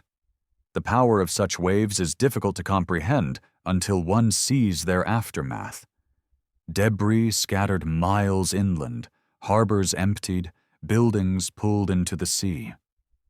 Now picture such a wave striking a low-lying coastal city at the end of the Ice Age, when vast sheets of ice collapsed into oceans, raising sea levels suddenly. Any settlement built near the shore would have been obliterated, dragged beneath waters that never retreated. With no written records to preserve the memory, only myth would remain. Myths of floods, of cities swallowed by the sea, of gods punishing humankind. Even shifts in the planet's climate may have carried a destructive force. The Younger Dryas, that period of sudden cooling 12,000 years ago, was likely triggered by a disruption in ocean currents or by an extraterrestrial impact. For over 1,000 years, temperatures dropped, ice spread, and environments changed so swiftly that human communities were forced into survival mode. When the cold ended just as abruptly, glaciers melted and seas surged. If civilizations had grown along Ice Age coastlines, the flooding that followed would have buried them permanently. Archaeologists estimate that millions of square kilometers of habitable land vanished beneath water between 12,000 and 8,000 years ago. Any ports, cities, or sacred sites along those coasts are now hundreds of feet underwater, hidden from view. The violence of natural disasters does more than destroy structures. It erases memory. Oral traditions survive, but they mutate into legend. The eruption of Thera around 1600 BCE devastated the island of Santorini, and may have inspired the story of Atlantis itself. Ash-buried towns, tsunamis ravaged the Minoan civilization on Crete, and centuries later, Plato would write of a great island swallowed by sea and fire. In this sense, myth becomes the last remnant of catastrophe, a distorted echo of real events. Skeptics often ask why no evidence exists of a civilization older than Mesopotamia.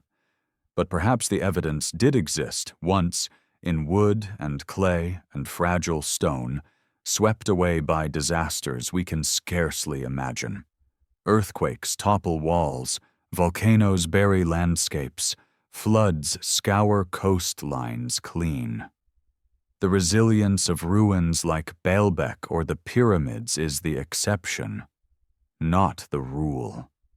For every monument that survives, how many others were reduced to rubble or buried where no one has yet looked? Even in our own time, we see how fragile memory can be. Entire cities have been destroyed in living memory, Hiroshima, Aleppo, Port-au-Prince. Yet within decades their ruins are rebuilt, their traces diminished.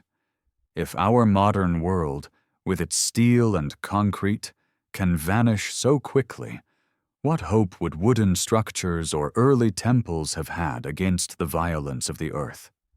Perhaps this is why so many myths speak of destruction, followed by renewal. The Maya believed that previous worlds had been destroyed by flood, fire, and earthquake before the present one began. Hindu cosmology cycles through pralaya, where water swallows creation only for it to be remade again. These stories may not be metaphors at all, but ancestral memory of real disasters, carried forward in song and scripture because nothing else survived. When we dig into the ground and find nothing, it may not mean there was nothing. It may mean that nature has claimed it back, grinding stone to sand, burying walls beneath lava, scattering the bones of a city across the sea. Lost civilizations may not have left us their ruins, but they may have left us their warnings, embedded in myths of floods and fire, in the silence of stones too eroded to speak, in the absence that itself tells a story. And so, when we think of why the record of human history seems to begin only 10,000 years ago, we should consider not only what was built, but what was destroyed. Civilization may not be a single line of progress, but a cycle, rising again and again after disasters erase the slate. Each time, survivors carry fragments of memory forward, fragments that grow into legend.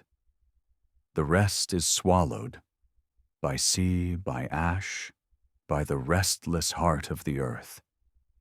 For centuries, the thick canopy of the Amazon rainforest was thought to be impenetrable to history, a wilderness too hostile and wild to have ever supported large human societies.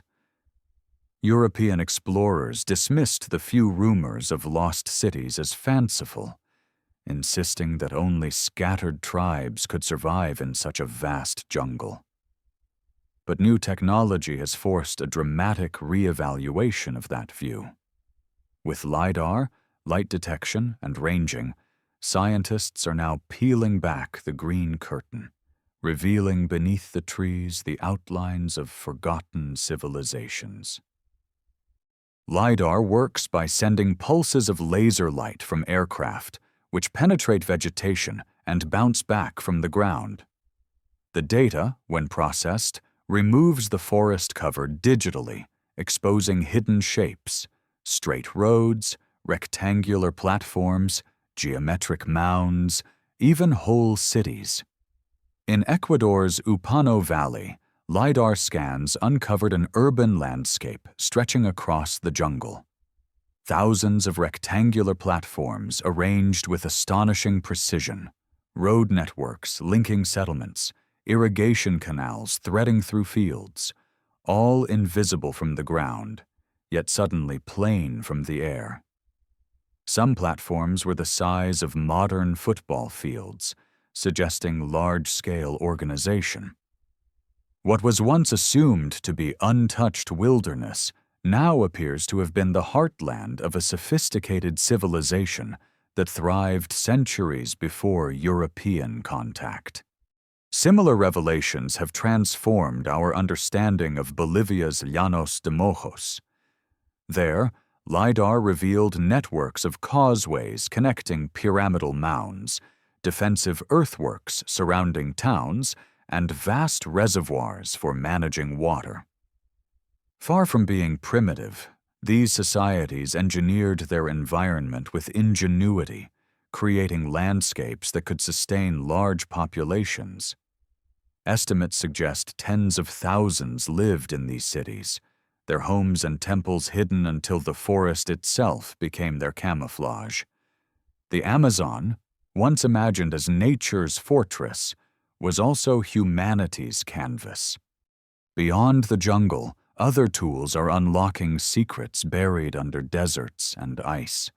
Satellite imagery, both modern and declassified from Cold War reconnaissance programs, has revealed geometric shapes beneath the sands of Egypt and the Sahara. From above, faint outlines of rectangles, circles, and lines emerge, some interpreted as the remains of ancient settlements or even pyramids older than those at Giza.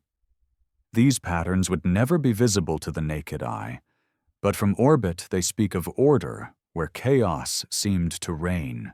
Some are still debated.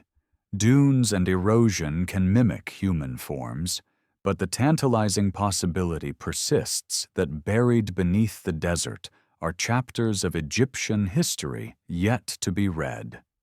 In Central Asia, satellite scans have exposed massive earthworks in Kazakhstan and Mongolia. Lines stretching for kilometers, geometric figures so large they are visible only from the sky. Their purpose is unknown. Some suggest ceremonial landscapes, others agricultural or defensive works. Whatever they were, they belong to a tradition of monumentality that predates modern states, challenging the notion that nomadic societies lacked the will or means to shape their land on a grand scale. Even the frozen expanses of Antarctica have drawn attention. Unusual formations beneath the ice, mapped with radar, have sparked speculation about structures long buried. Mainstream science remains cautious, noting that glaciers deform rock and ice into deceptive shapes. But the very idea that under miles of ice there may be relics of human presence captivates the imagination. Antarctica has not always been frozen. Millions of years ago it was temperate, but whether humans or pre-human civilizations ever set foot there remains unknown. Still, the thought that ice itself could be hiding history has entered the lore of lost civilizations. These technologies, LiDAR, satellites, ground-penetrating radar, are changing not only what we know, but how we search. Where once explorers hacked through jungles or sifted sands by hand, now entire landscapes can be mapped in hours. Already, LiDAR has revealed more of ancient Mesoamerica than a century of excavation. The sprawling Maya city of Caracol, once believed to house tens of thousands, is now estimated to have supported hundreds of thousands, thanks to roadways and terraces visible only through aerial scans. What seemed like isolated temples are now recognized as parts of immense urban networks. If this is what technology reveals in known civilizations, what might it uncover in places where history says no great cultures existed? The discoveries in the Amazon suggest that our maps of human history are woefully incomplete. Vast urban systems, complex enough to rival those of the Old World, existed in the New World long before conquest. If such cities could be hidden in plain sight until now, how many others still sleep beneath forests, deserts, or seas? The implications extend to the question of lost civilizations. While skeptics rightly point out the absence of proof for Atlantis or Mu, the growing evidence of complex societies in unexpected places reminds us that the absence of proof is often an absence of perspective. For centuries, Western scholars assumed the Amazon could not host cities. For centuries, they were wrong. Perhaps one day, the jungles of Southeast Asia, the shifting sands of the Sahara, or the drowned shelves of the continental coasts will yield surprises of equal magnitude. Technology does not solve the mystery, but it opens doors. It reminds us that history is not fixed, that discovery is not finished, and that every forest, desert, and ocean may still be keeping secrets. When LiDAR beams cut through jungle, They also cut through arrogance, humbling us with the realization that the story of humanity is still being written. In the end, what emerges from these scans is not just the shape of cities, but the echo of voices long silenced. They whisper that human beings, wherever they lived, were capable of greatness, of engineering landscapes, of building societies whose scale challenges our assumptions. Whether or not we ever find Atlantis, we are already learning that the world is filled with forgotten wonders, waiting not for myth, but for light, whether laser, satellite, or radar, to bring them back into view. In the deserts of New Mexico, within the boundaries of White Sands National Park, paleontologists stumbled upon something that shook the foundations of archaeology: human footprints fossilized in ancient mud, preserved for tens of thousands of years beneath layers of sediment. These prints were not vague impressions, but clear, distinct tracks: heels, arches, toes, walking side by side with the tracks of mammoths and giant ground sloths. When dated, the evidence pointed to an astonishing conclusion.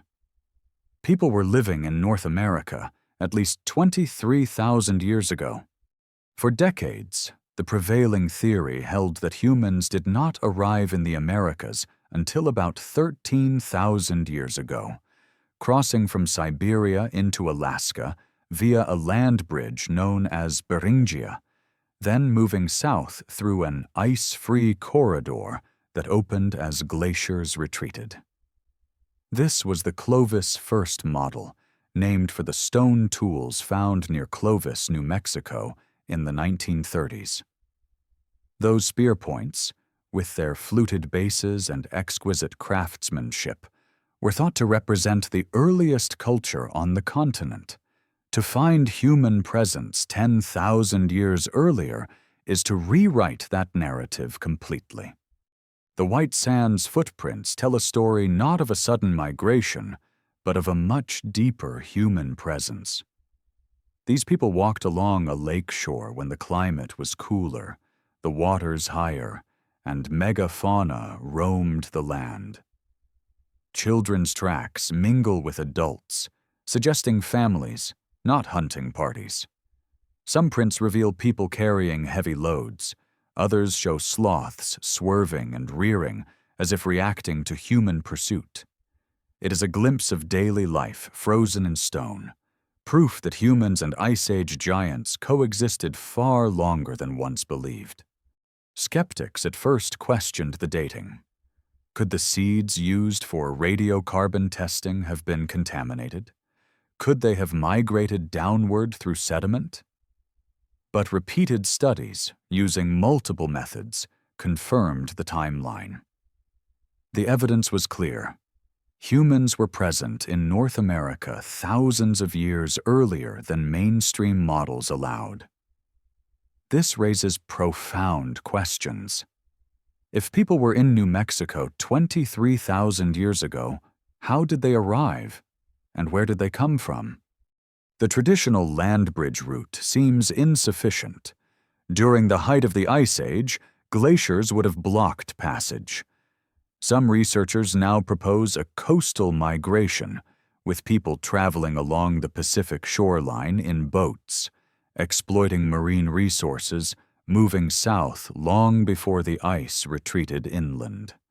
If true, then much of that migration route now lies underwater, submerged when sea levels rose at the end of the Ice Age.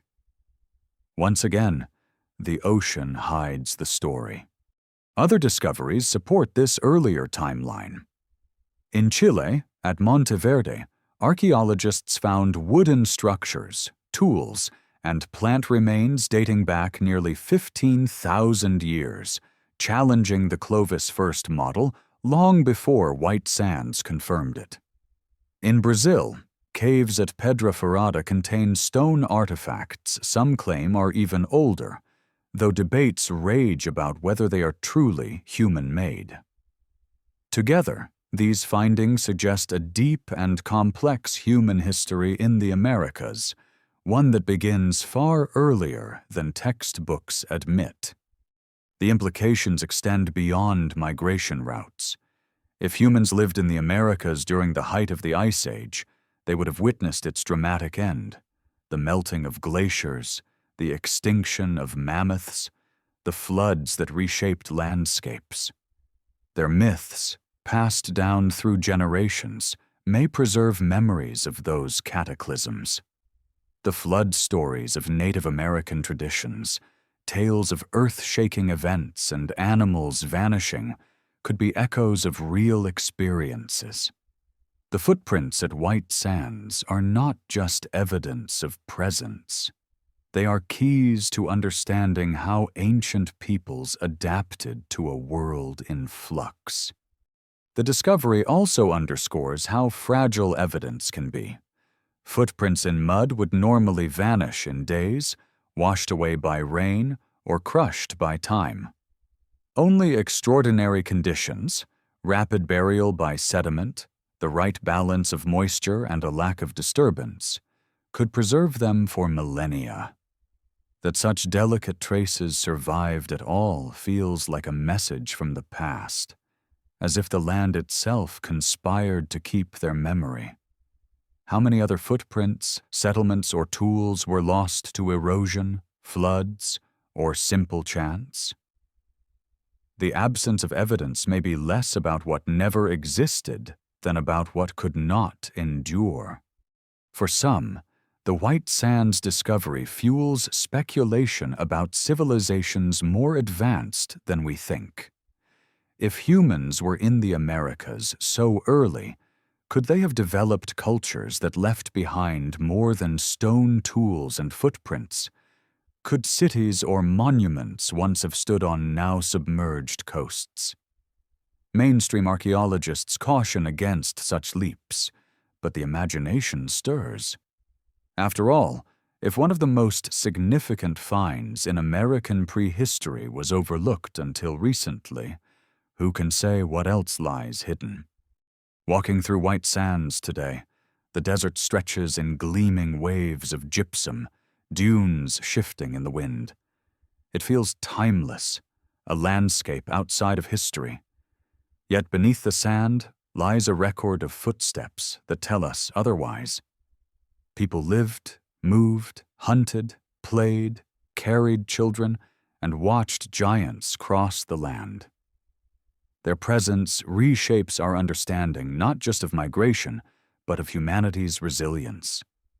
They remind us that humans are wanderers by nature, pushing into every corner of the earth long before the conditions seemed favorable. The tracks also blur the boundary between myth and fact. For generations, Native American elders spoke of ancient ancestors, of being on the land since time immemorial. Scholars dismissed these claims as symbolic, preferring tidy models of migration. Now the ground itself confirms that the ancestors were right. People have walked these lands far longer than the academic consensus allowed. Science, at last, is catching up to memory. And so the White Sands footprints join the catalog of mysteries: Atlantis, Gobekli Tepe, Baalbek. Not because they prove a lost civilization, but because they force us to reconsider what we thought we knew. They are evidence that history is not fixed, that new discoveries can overturn old certainties overnight. Each print in the stone is a reminder that beneath the surface of accepted timelines lies a deeper truth, waiting patiently to be revealed. Few legends have driven human imagination as relentlessly as the story of Atlantis. From the moment Plato described it, an island empire lost to the sea in a single night, generations have sought its ruins. What makes Atlantis so enduring is not only its grandeur, but its ambiguity. Plato gave details vivid enough to tantalize, yet vague enough to allow endless speculation. As a result, Atlantis has been searched for in nearly every corner of the world, beneath the Mediterranean, under the sands of Africa, in the Caribbean, even in Antarctica. Each location tells us less about where the city might be, and more about the yearning we feel to uncover a forgotten chapter of humanity's past. One of the earliest and most enduring theories places Atlantis in the Mediterranean itself. The eruption of Thera, modern Santorini, around 1600 BCE, was one of the most violent volcanic events in human history. The explosion destroyed much of the island, sent tsunamis racing across the Aegean, and devastated the Minoan civilization on Crete. Some scholars argue that Plato's tale of a prosperous seafaring people humbled by disaster echoes this event. The circular shape of Santorini's caldera, left by the eruption, even resembles Plato's description of Atlantis's concentric rings of land and water. For skeptics, this theory is appealing. It grounds Atlantis in a known catastrophe. Yet the dates do not match Plato's claim of a disaster over 9,000 years before Solon. Was Plato compressing myth into allegory? Or was he transmitting an older memory mistranslated by time? Others turn to the Sahara Desert, where a natural formation known as the Rishat structure, or the Eye of the Sahara, has captivated imaginations. From above, it looks like vast concentric circles of stone, 40 kilometers across, eerily reminiscent of Plato's City of Rings. Supporters argue that the structure once lay near fertile plains and rivers, fitting the description of a wealthy land before desertification consumed it. Critics dismiss this as coincidence, pointing out that the Rishat structure shows no evidence of human habitation on the scale Plato described. Still, satellite images of the formation inspire awe, and for many, the resemblance is too striking to ignore. The Atlantic Ocean itself remains the most obvious candidate. After all, Plato placed Atlantis beyond the Pillars of Hercules, the ancient name for the Strait of Gibraltar.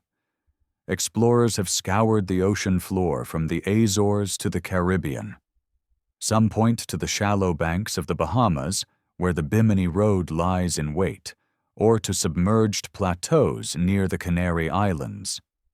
Sonar surveys have occasionally produced shapes resembling walls or grids, only for further investigation to reveal natural geology. The sheer vastness of the ocean ensures that hope will never be fully extinguished. If an island the size Plato described truly sank, it might lie hundreds or even thousands of meters beneath the waves, far beyond easy exploration. More speculative theories reach even further. Some suggest Antarctica, once ice-free millions of years ago, as the true location of Atlantis, preserved beneath glaciers. This Piri Reis map theory, named after a 16th-century Ottoman map showing a surprisingly detailed Antarctic coastline, has fueled speculation that ancient seafarers charted the continent long before its official discovery. Most scholars reject this, noting the map is misinterpreted. Yet the image of a lost civilization trapped beneath ice has taken root in popular imagination. Modern science, armed with sonar, satellites, and submersibles, has attempted to settle the debate. National Geographic expeditions, underwater archaeologists, and oceanographers have mapped large stretches of the seafloor. They have uncovered shipwrecks, ancient coastlines, and drowned harbors, but no definitive Atlantis. To mainstream archaeology, this silence speaks loudly. Plato's account was allegory, not history. Yet each new discovery of a sunken city elsewhere, Dwarka in India, Helike in Greece, Pavlopetri off the coast of Laconia adds fuel to the belief that Atlantis, too, may await rediscovery. The persistence of the search tells us something profound about ourselves. Atlantis functions as a mirror. Every generation projects onto it its own hopes and fears. For Renaissance thinkers, it was a model of utopia, proof of a golden age to aspire toward. For modern explorers, it symbolizes technological mastery, a people whose knowledge may have surpassed our own. For skeptics, it is a warning about hubris, a parable about the dangers of power. Whether as metaphor or memory, Atlantis endures because it embodies the possibility that history is incomplete, that greatness can vanish, and that our own world is not immune to the same fate. Standing on the cliffs of Gibraltar, gazing westward toward the open Atlantic, one can almost imagine the sails of Plato's Atlanteans vanishing into the horizon, their empire gleaming just beyond sight. The waves crash endlessly, hiding whatever secrets lie beneath. Perhaps the ruins are there, carved in stone, waiting beneath silt and coral. Or perhaps Atlantis never existed except in the realm of story. Yet in that uncertainty lies its power. For as long as we wonder, we will keep searching, and in searching we will continue to uncover the forgotten past. Not always Atlantis itself, but echoes of civilizations equally extraordinary. Legends of lost civilizations endure not simply because they inspire wonder, but because they function as cultural memory, stories carried across generations to preserve lessons, fears, and hopes long after the details of events have vanished. Anthropologists often refer to this as mythic memory, the idea that oral traditions are not arbitrary inventions, but echoes of real experiences, distorted by time, yet rooted in truth.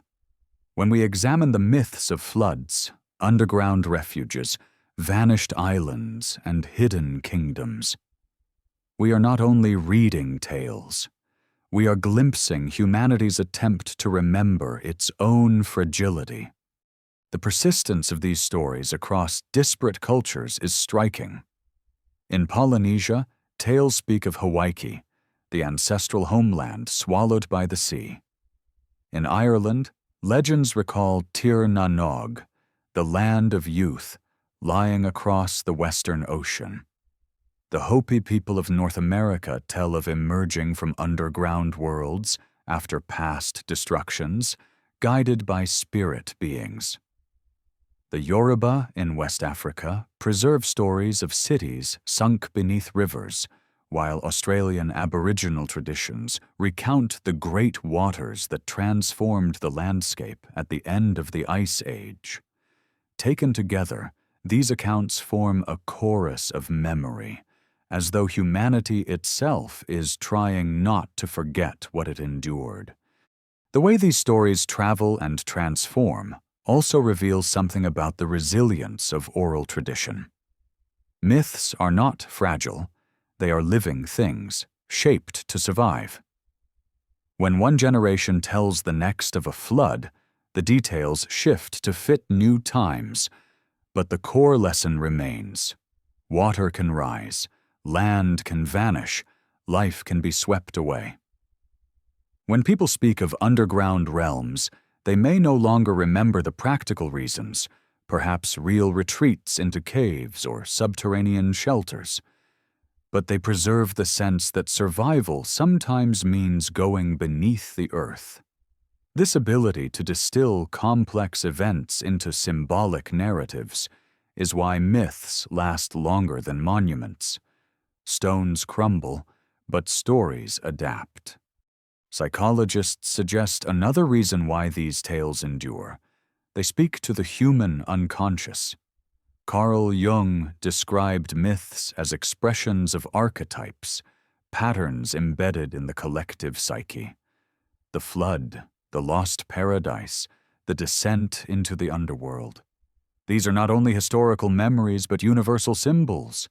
They resonate because they reflect fears and desires common to all humanity: fear of destruction, longing for renewal, hope that knowledge and wisdom survive even when the world does not. Atlantis, Shambhala, Agartha, Mu, each is a different mask worn by the same archetype. The idea that perfection once existed, was lost, and might one day be found again. The endurance of myth also explains why such stories can resurface with new power in times of uncertainty. During the Renaissance, when Europe was rediscovering classical texts and questioning its own identity, Atlantis was reborn as a utopian ideal. Francis Bacon's New Atlantis imagined it as a model of enlightened science and society. In the 19th century, as colonial expansion exposed Europeans to unfamiliar cultures and artifacts, theories of Mu and Lemuria captured imaginations, offering a narrative that explained strange ruins and aligned with ideas of human progress. In the 20th century, during global conflict and technological upheaval, myths of Shambhala and Agartha attracted those searching for hidden wisdom or superior races. In each era, the story is reshaped to reflect contemporary needs, proving that myths are not static relics, but dynamic tools of meaning. Yet even as myths adapt, they carry kernels of memory that point backward. The Hopi emergent story may echo real experiences of sheltering in caves during disasters. The Aboriginal accounts of rising seas align uncannily with geological records of shorelines submerged around 10,000 years ago. The Mesopotamian flood story parallels archaeological evidence of catastrophic flooding in the region. These convergences suggest that myths do not emerge from nothing. They crystallize around real experiences, preserving them in symbolic form when precise details are lost. The concept of collective memory also explains why lost civilizations haunt us. They are not simply curiosities, but reflections of our shared sense of vulnerability. When we tell of Atlantis swallowed by the sea, we are really telling ourselves that no empire is invincible. When we speak of Shambhala, hidden in the mountains, we are telling ourselves that wisdom can endure even when the world collapses. When we describe underground realms like Derinkuyu or Agartha, we are acknowledging our instinct for survival, our determination to endure even in darkness. These stories bind us not only to the past but to each other, a reminder that we have all faced catastrophe and carried its memory forward. Perhaps this is why lost civilization myths hold such fascination even today. In an age of rising seas and shifting climates, flood stories resonate anew. In a world where technology races ahead, the idea of hidden wisdom from the past feels both comforting and threatening. These myths remind us that our ancestors were not naive. They too grappled with change, disaster, and uncertainty. They too sought meaning in survival. Ultimately, the persistence of these stories reveals something profound. History is more than records and ruins. It is also memory, carried in song, legend, and imagination. The monuments of Gobekli Tepe or Baalbek may be extraordinary, but they are silent. Myths give them voices, filling the gaps with narrative. Without myth, the past is mute. Without myth, the ruins are just stones. With myth, they become part of a larger story, one that stretches from forgotten catastrophes to our own uncertain future. And so the legends endure, not because they are proven, but because they are necessary. They remind us that we are part of a long human story, one marked by loss and renewal, by forgetting and remembering. They are the collective memory of humanity, insisting that something greater once was, and that something greater might yet be again. The line between myth and science has never been a simple boundary. Rather, it is a shifting frontier where one constantly challenges and reshapes the other. For centuries, scholars dismissed ancient stories as fanciful inventions, placing faith only in artifacts that could be measured and catalogued. Yet again and again, discoveries have forced them to reconsider. Entire cities once believed to be purely mythical, Troy, Helaik, Dwarka, have risen from the dust or the sea, proving that myth can sometimes preserve truths that archaeology has yet to uncover. This interplay between imagination and evidence is at the heart of our fascination with lost civilizations. Modern researchers often walk a delicate path. On the one hand, they must maintain rigorous standards: carbon dating, stratigraphy, linguistic analysis, peer-reviewed publication. On the other, they cannot entirely ignore the pull of legends that persist across cultures. Flood myths, for example, are so universal that even the most cautious archaeologists acknowledge they may reflect real geological events at the end of the Ice Age. When core samples reveal sudden layers of flood sediment, or when sonar detects drowned coastlines, science and myth suddenly stand side by side, pointing in the same direction. This tension can be seen in the case of Gobekli Tepe. For decades, scholars insisted that organized religion and monumental architecture appeared only after agriculture, around 4000 or 3000 BCE, yet the discovery of stone sanctuaries from 9600 BCE forced them to rethink. Some researchers cautiously suggested that myths of a golden age of wisdom might echo the memory of early, unexpected complexity. They stop short of calling it Atlantis, but the parallels are undeniable. Myth opened the question. Science, reluctantly, found evidence that made the question harder to dismiss. At the same time, myths have often led explorers astray. The obsessive search for Atlantis has produced countless false leads, wasted expeditions, and pseudo-scientific claims.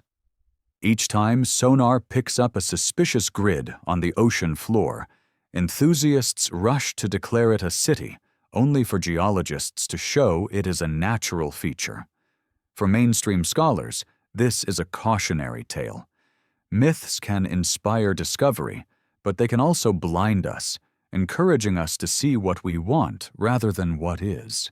Thus, the tension between myth and science is not only productive, but dangerous, requiring careful balance. Some researchers are more willing to engage the myth directly.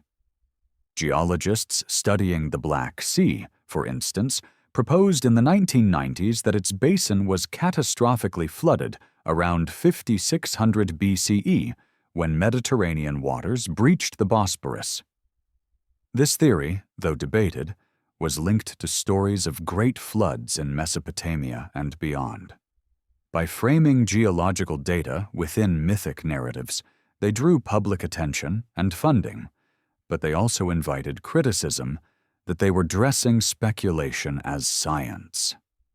The lesson is clear. Invoking myth can inspire curiosity, but it risks undermining credibility if evidence does not support it. There is also the influence that myth exerts on interpretation. Consider the erosion patterns of the Sphinx. To a geologist, they may suggest rainfall thousands of years before dynastic Egypt. To an archaeologist wary of speculation, the idea smacks too much of Atlantis theories. In such cases, myth becomes a shadow-haunting evidence, shaping whether scholars are willing to explore certain conclusions. Even if the rocks themselves whisper of greater antiquity, the fear of being associated with pseudo-history silences many voices. Yet despite skepticism, the cross-pollination continues. Modern science often takes inspiration from legend, even if unconsciously. The search for submerged ruins is guided by both sonar and stories. Archaeologists scanning jungles with LiDAR are, in a sense, chasing the lost cities described in colonial tales. Volcanologists studying Thera cannot avoid the parallels with Plato's Atlantis. Every myth becomes a hypothesis, every hypothesis a potential dig site. Science demands proof, but it rarely ignores the direction in which myths point. In turn, science reshapes myth. Each discovery adds detail to old stories, grounding them in new realities. When Dwarka was uncovered beneath the waves, the legend of Krishna's city ceased to be mere fable. When white sands revealed footprints 23,000 years old, native traditions of being here since time immemorial gained new validation. Myth and science, in this way, act as mirrors, each reflecting fragments of truth, each incomplete without the other. The interplay also reveals something deeper about human nature. We crave certainty, but we also crave wonder. Science provides measurement, myth provides meaning. When the two converge, the effect is electrifying. When they clash, the friction itself generates fascination.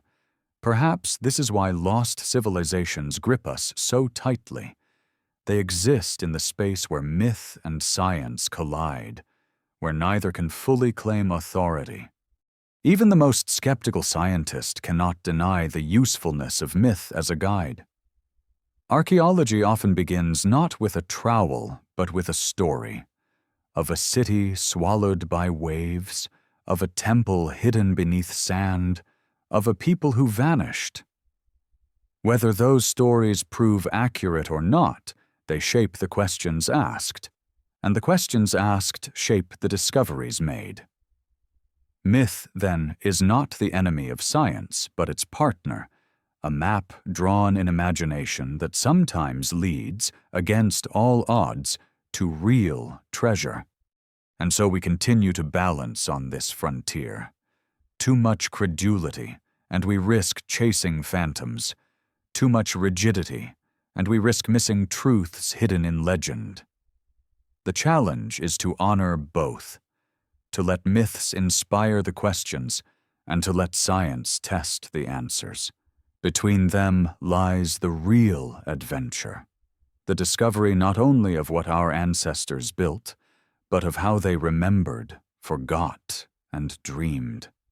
In the modern world, myths of lost civilizations have not faded into obscurity. They have simply changed form, weaving themselves into films, novels, documentaries, and the sprawling universe of online media.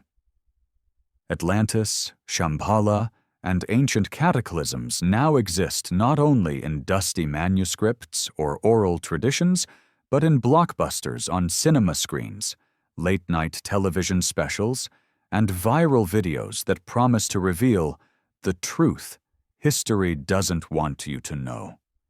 The appetite for mystery has only grown stronger, and in many ways our culture keeps these legends alive more vividly than the societies that first imagined them. Cinema has played a particularly powerful role. Movies like Atlantis, The Lost Empire, or Aquaman transform the sunken city into a realm of glowing crystals and futuristic ruins, reimagining it not as a cautionary tale, but as a fantastical kingdom still thriving beneath the sea. Other films, such as Indiana Jones and The Kingdom of the Crystal Skull, borrow from legends of ancient advanced societies to blend archaeology with science fiction, reinforcing the idea that the past hides secrets beyond imagination. Even disaster films depicting floods, earthquakes, or volcanic eruptions carry echoes of myths, reminding audiences that civilizations can vanish overnight. Novels and popular literature continue the trend. Writers like Graham Hancock have popularized the notion that advanced civilizations existed before recorded history, leaving behind monuments such as Gobekli Tepe or the pyramids as breadcrumbs to their forgotten knowledge. While mainstream archaeology disputes many of these claims, their books sell in the millions, demonstrating the public's hunger for narratives that blend evidence with mystery. Fiction, too, thrives on the theme.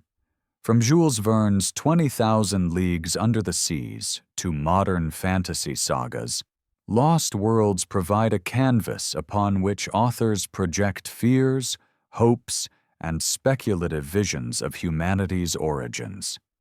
Television expanded the audience further.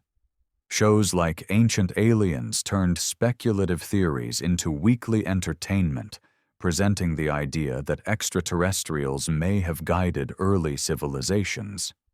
Though criticized for distorting evidence, the series drew millions of viewers, tapping into the same sense of wonder that myths have always evoked.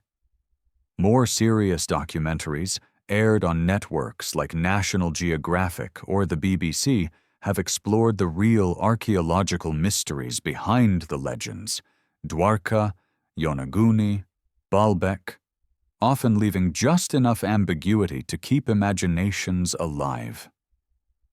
In the 21st century, however, the most powerful force sustaining these myths may be the Internet. On YouTube, thousands of channels dedicate themselves to analyzing satellite images for traces of Atlantis, speculating about underwater ruins, or revisiting myths of Mu and Lemuria. Some present careful research, blending archaeology and geology. Others lean into spectacle, crafting click-worthy titles like "They Don't Want You to See This" or "Proof of Atlantis Found on Google Earth." Algorithms reward intrigue, so myths thrive in an ecosystem where mystery spreads faster than certainty. A single video can rack up millions of views, introducing a new generation to stories first told thousands of years ago.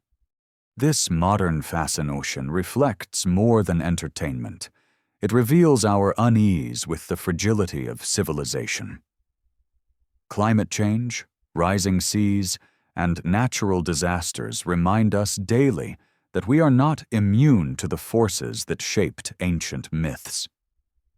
When people watch a documentary about Atlantis or share a theory about Yonaguni, they are not just seeking escape. They are processing anxieties about their own world. If civilizations fell before, perhaps ours could too. If wisdom was lost before, perhaps ours could vanish just as easily. The myth becomes a mirror for modern fears. Yet myths also serve as hope. They suggest that knowledge is never truly gone, only hidden. The idea of Shambhala promises that wisdom waits for the worthy. The image of Atlantis speaks to the possibility that greatness once existed beyond what we know. Even conspiracy theories, with all their distortions, express a desire to believe that the past was richer and more complex than the textbooks allow. To imagine that humans once achieved marvels greater than pyramids is, in a sense, to believe in human potential. The power of these myths in modern culture also lies in their adaptability. Atlantis can be a utopia or a cautionary tale. Agartha can be a spiritual metaphor or a literal underground kingdom. Baalbek can be explained as human engineering or as alien intervention. Each story morphs depending on the audience, the medium, and the needs of the moment. They are elastic myths, flexible enough to survive in any cultural climate. And so we continue to resurrect them. Children grow up watching animated Atlantean kingdoms. Teenagers scroll through videos of evidence for Lemuria. Adults read articles or watch documentaries that blend geology with speculation. Across platforms, from cinema to social media, the lost civilizations never truly vanish. Instead, they live as shared narratives, passed not around fires or temples, but across screens and networks, part of a collective digital memory. This cultural endurance suggests that the myths are fulfilling a role deeper than simple entertainment. They bind us across generations, reminding us that questions of origin and destiny have always haunted humanity. They fuel creativity, inspiring art, architecture, and new myths in turn. Most of all, they remind us that history is not closed. It is open, malleable, filled with gaps into which imagination rushes like water into cracks of stone. In the end, the modern fascination with lost civilizations shows that myth and culture are inseparable. Whether in Plato's dialogues, Buddhist scriptures, pulp novels, Hollywood films, or viral YouTube clips, the same archetypes persist: the flood, the fall, the hidden kingdom, the promise of wisdom. They are not relics of a forgotten age, but living companions, evolving alongside us, shaping how we see the past and how we imagine the future. History is often taught as a straight line, a progression from caves to villages, from villages to cities, from cities to nations. But what if this familiar arc is misleading? What if human civilization does not follow a single path of progress, but instead moves in cycles, rising, collapsing, and rising again? This idea, whispered in myths and hinted at in ruins, challenges the comforting notion of steady advancement. It suggests that what we call the beginning may only be one of many beginnings, and that our present age is not unique, but another turn in a much older wheel. The cyclical view of history is not new. Ancient philosophers saw time not as an arrow, but as a circle. The Hindus envisioned yugas, vast ages of rise and decay, repeating endlessly. The Greeks spoke of golden, silver, bronze, and iron ages, each a step down from the last, until destruction would reset the cycle.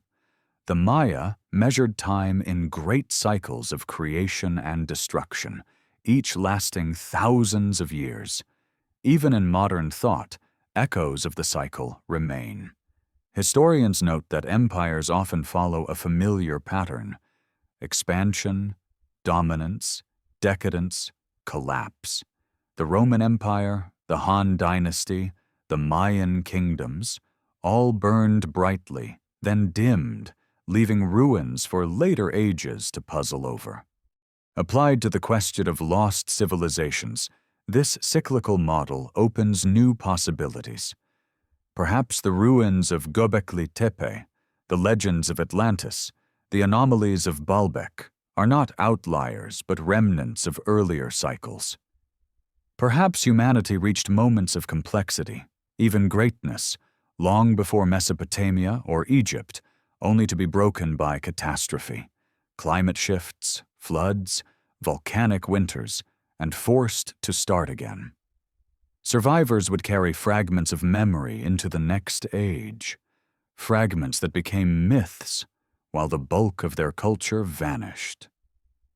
The cycle would turn, and new civilizations would rise atop the forgotten foundations of the old. The pattern is visible even within recorded history.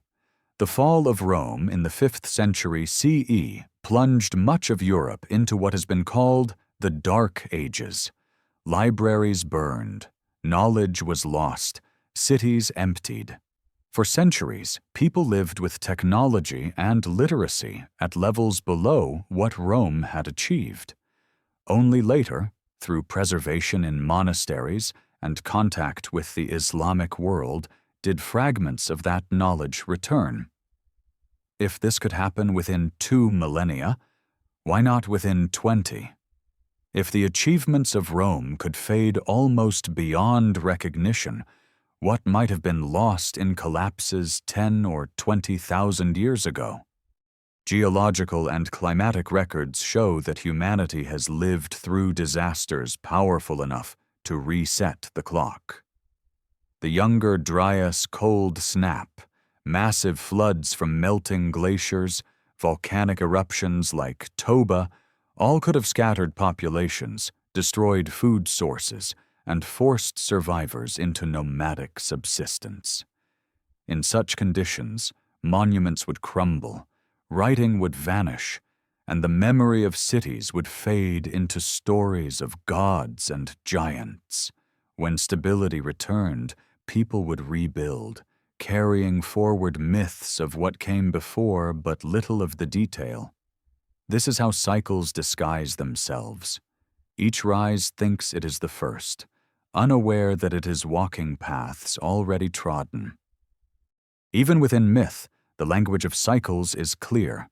The Hindu yugas describe long ages in which humanity's virtue and knowledge decline until a reset begins anew. The Greeks' Iron Age ends in destruction, followed by a rebirth of the Golden.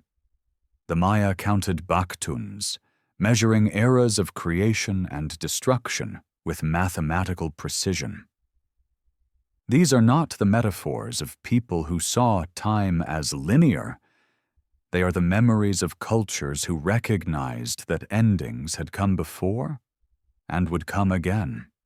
In modern times, thinkers have revived the idea of cyclical history. Oswald Spengler, in The Decline of the West, argued that civilizations are like living organisms, passing through birth, growth, decline, and death. Arnold Toynbee described history as a series of challenges and responses, with societies rising when they adapt and falling when they fail. These theories, though debated, resonate with the archaeological mysteries of our world. If civilizations rise and fall repeatedly, then the absence of evidence for an advanced Ice Age society is less surprising. We may be standing at the far edge of one cycle, looking back through the haze at others long collapsed. This cyclical view also forces us to reflect on our own age. If civilizations collapse, what does that mean for us? We live in a world of satellites, nuclear power, and global networks. Yet we are also vulnerable to climate change, to resource depletion, to weapons of our own making. If catastrophe struck tomorrow, how much of our knowledge would survive? Our books could burn, our digital records vanish with the failure of servers and power. In 1,000 years, what would remain? Perhaps a few great monuments, dams, skyscrapers, fragments of bridges, misinterpreted by future archaeologists as the inexplicable works of giants. Perhaps myths of a vanished age of flying machines and worldwide webs, dismissed as allegory. Our own achievements could become tomorrow's Atlantis. The cyclical model does not deny progress, it simply reframes it. Progress exists, but it is not eternal. It is fragile, subject to collapse, dependent on conditions we cannot always control. Each age rises higher on the ruins of the last, yet each can fall as swiftly. This perspective humbles us, reminding us that our place at the peak of history is not guaranteed. And perhaps that humility is the true gift of myths and ruins. They whisper that we are not the first to dream of eternity, not the first to build monuments for the ages. Others came before, reaching heights we barely remember, then vanishing into silence. We walk among their shadows, unsure whether we are at the beginning, the middle, or the end of the cycle. The only certainty is that the wheel turns, and we turn with it. If lost civilizations did exist, scattered by floods, buried under deserts, or drowned beneath seas, then the question is not only whether they lived, but whether we will ever truly find them. For centuries, the search has been limited by human endurance. Divers plunging into dangerous waters, archaeologists combing through ruins with shovels and brushes, explorers guided by rumor and instinct. But the tools of our age are different. For the first time in history, humanity possesses technologies capable of peeling back the layers of earth and ocean on a scale once unimaginable. Artificial intelligence, deep-sea exploration, satellite imaging, and even the possibility of space-based archaeology all suggest that the great mysteries of our past may be closer to resolution than ever before.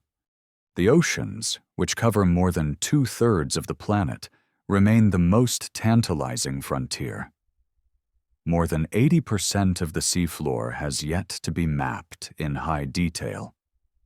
If entire cities were swallowed at the end of the Ice Age, their remains almost certainly lie there, hidden in trenches, on continental shelves, or beneath layers of silt.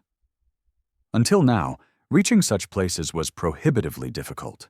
Submersibles were expensive, sonar was crude, and exploration was slow. But modern advances are changing this. Autonomous underwater drones can now scan vast areas, capturing high-resolution 3D maps of the seabed. Combined with AI capable of detecting geometric patterns within the chaos of natural rock, these drones may one day distinguish walls from reefs, roads from ridges. The dream of Googling the ocean floor, of sweeping it with algorithmic eyes, may finally be within reach. Satellites extend this power across land. Already, space-based radar has revealed buried pyramids in Egypt, hidden structures in the Amazon, and long-forgotten road networks beneath deserts. Infrared imaging can detect subtle differences in soil temperature, showing where stone once absorbed the sun's heat before being buried. With each new satellite launched, the resolution improves, turning the Earth itself into a readable archive. What once took years of digging can now be revealed in a single scan. If Atlantis lies under Sahara sands, or if forgotten temples dot Asia's steppes, satellites may be the first to find them. Artificial intelligence adds another layer. The problem has never been the lack of data. It is the overwhelming abundance of it. Petabytes of sonar sweeps, LiDAR maps, and satellite photos sit in archives, far too much for human eyes to study line by line. But AI thrives on patterns. Algorithms trained to recognize the straight lines and right angles of human construction can scan millions of images in days, flagging anomalies for closer inspection. Already, AI has been used to rediscover forgotten Roman roads in Europe and to map Mayan cities under the Guatemalan jungle. Applied globally, it could identify hidden traces of civilizations we have never even imagined. Yet technology is not limited to Earth. Some researchers argue that evidence of ancient civilizations may even lie beyond our planet. The Moon, with no atmosphere or weather to erode surfaces, could preserve artifacts for millions of years. Mars, too, once had rivers and oceans. If intelligent life or even advanced human visitors left traces there, satellites and rovers may someday find them. For now, these are speculative dreams, but they reflect a broader shift. the recognition that archaeology is no longer confined to spades and soil. The tools of space exploration, robotics, and computation are as much a part of the search as brushes and trowels. The question, however, is whether we will recognize what we find. A wall collapsed into rubble can look like natural rock. A pyramid eroded by waves may seem like a jagged hill. Even if AI detects patterns, interpretation remains human, and humans carry biases. Some will dismiss anomalies as geology, others will see design in every crack. The danger of both skepticism and credulity is the same: blindness. To truly uncover the past, we will need balance, the willingness to question, but also to wonder. There is also the issue of time. Civilizations leave traces, but time erases most of them. Organic materials rot, metals corrode, even stone can vanish under pressure and erosion. What we hope to find may be less a shining city than faint outlines, broken shards, or subtle alignments of stone. To reconstruct meaning from fragments requires not just technology, but imagination. In this sense, the future of archaeology may be less about discovery than about interpretation, weaving together scraps of data into stories that bridge science and myth. And what of the myths themselves? AI is now being used to analyze folklore, searching for patterns across cultures that suggest common origins. If flood myths appear everywhere, algorithms can track linguistic similarities, timelines, and motifs, perhaps revealing when and where they first emerged. In this way, even stories become data, clues pointing to real events beneath symbolic layers. The merging of computational analysis and cultural tradition may help us distinguish fantasy from memory, separating inventions from echoes of catastrophe.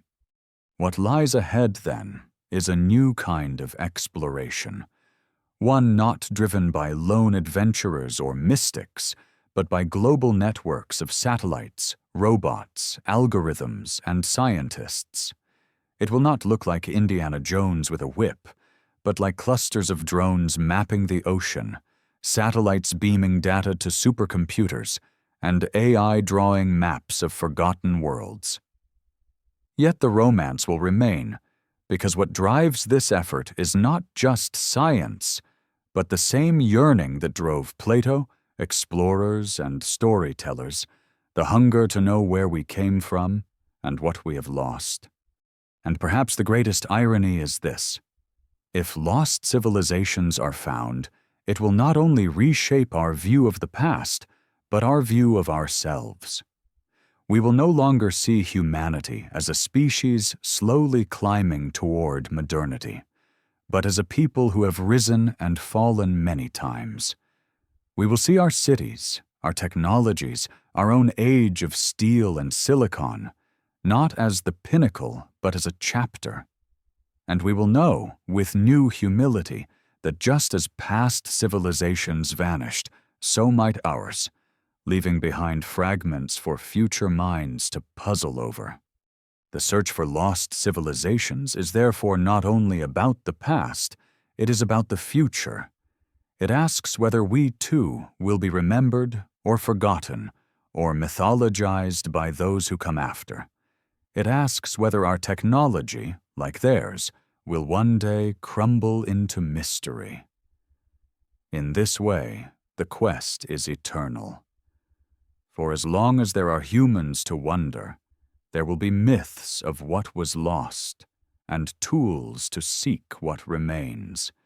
From the first whispers of Atlantis in Plato's dialogues to the faint traces of footprints at White Sands, our journey through the myths and mysteries of lost civilizations reveals less about vanished worlds and more about ourselves. We are a species defined by memory and imagination, forever looking backward to understand where we came from.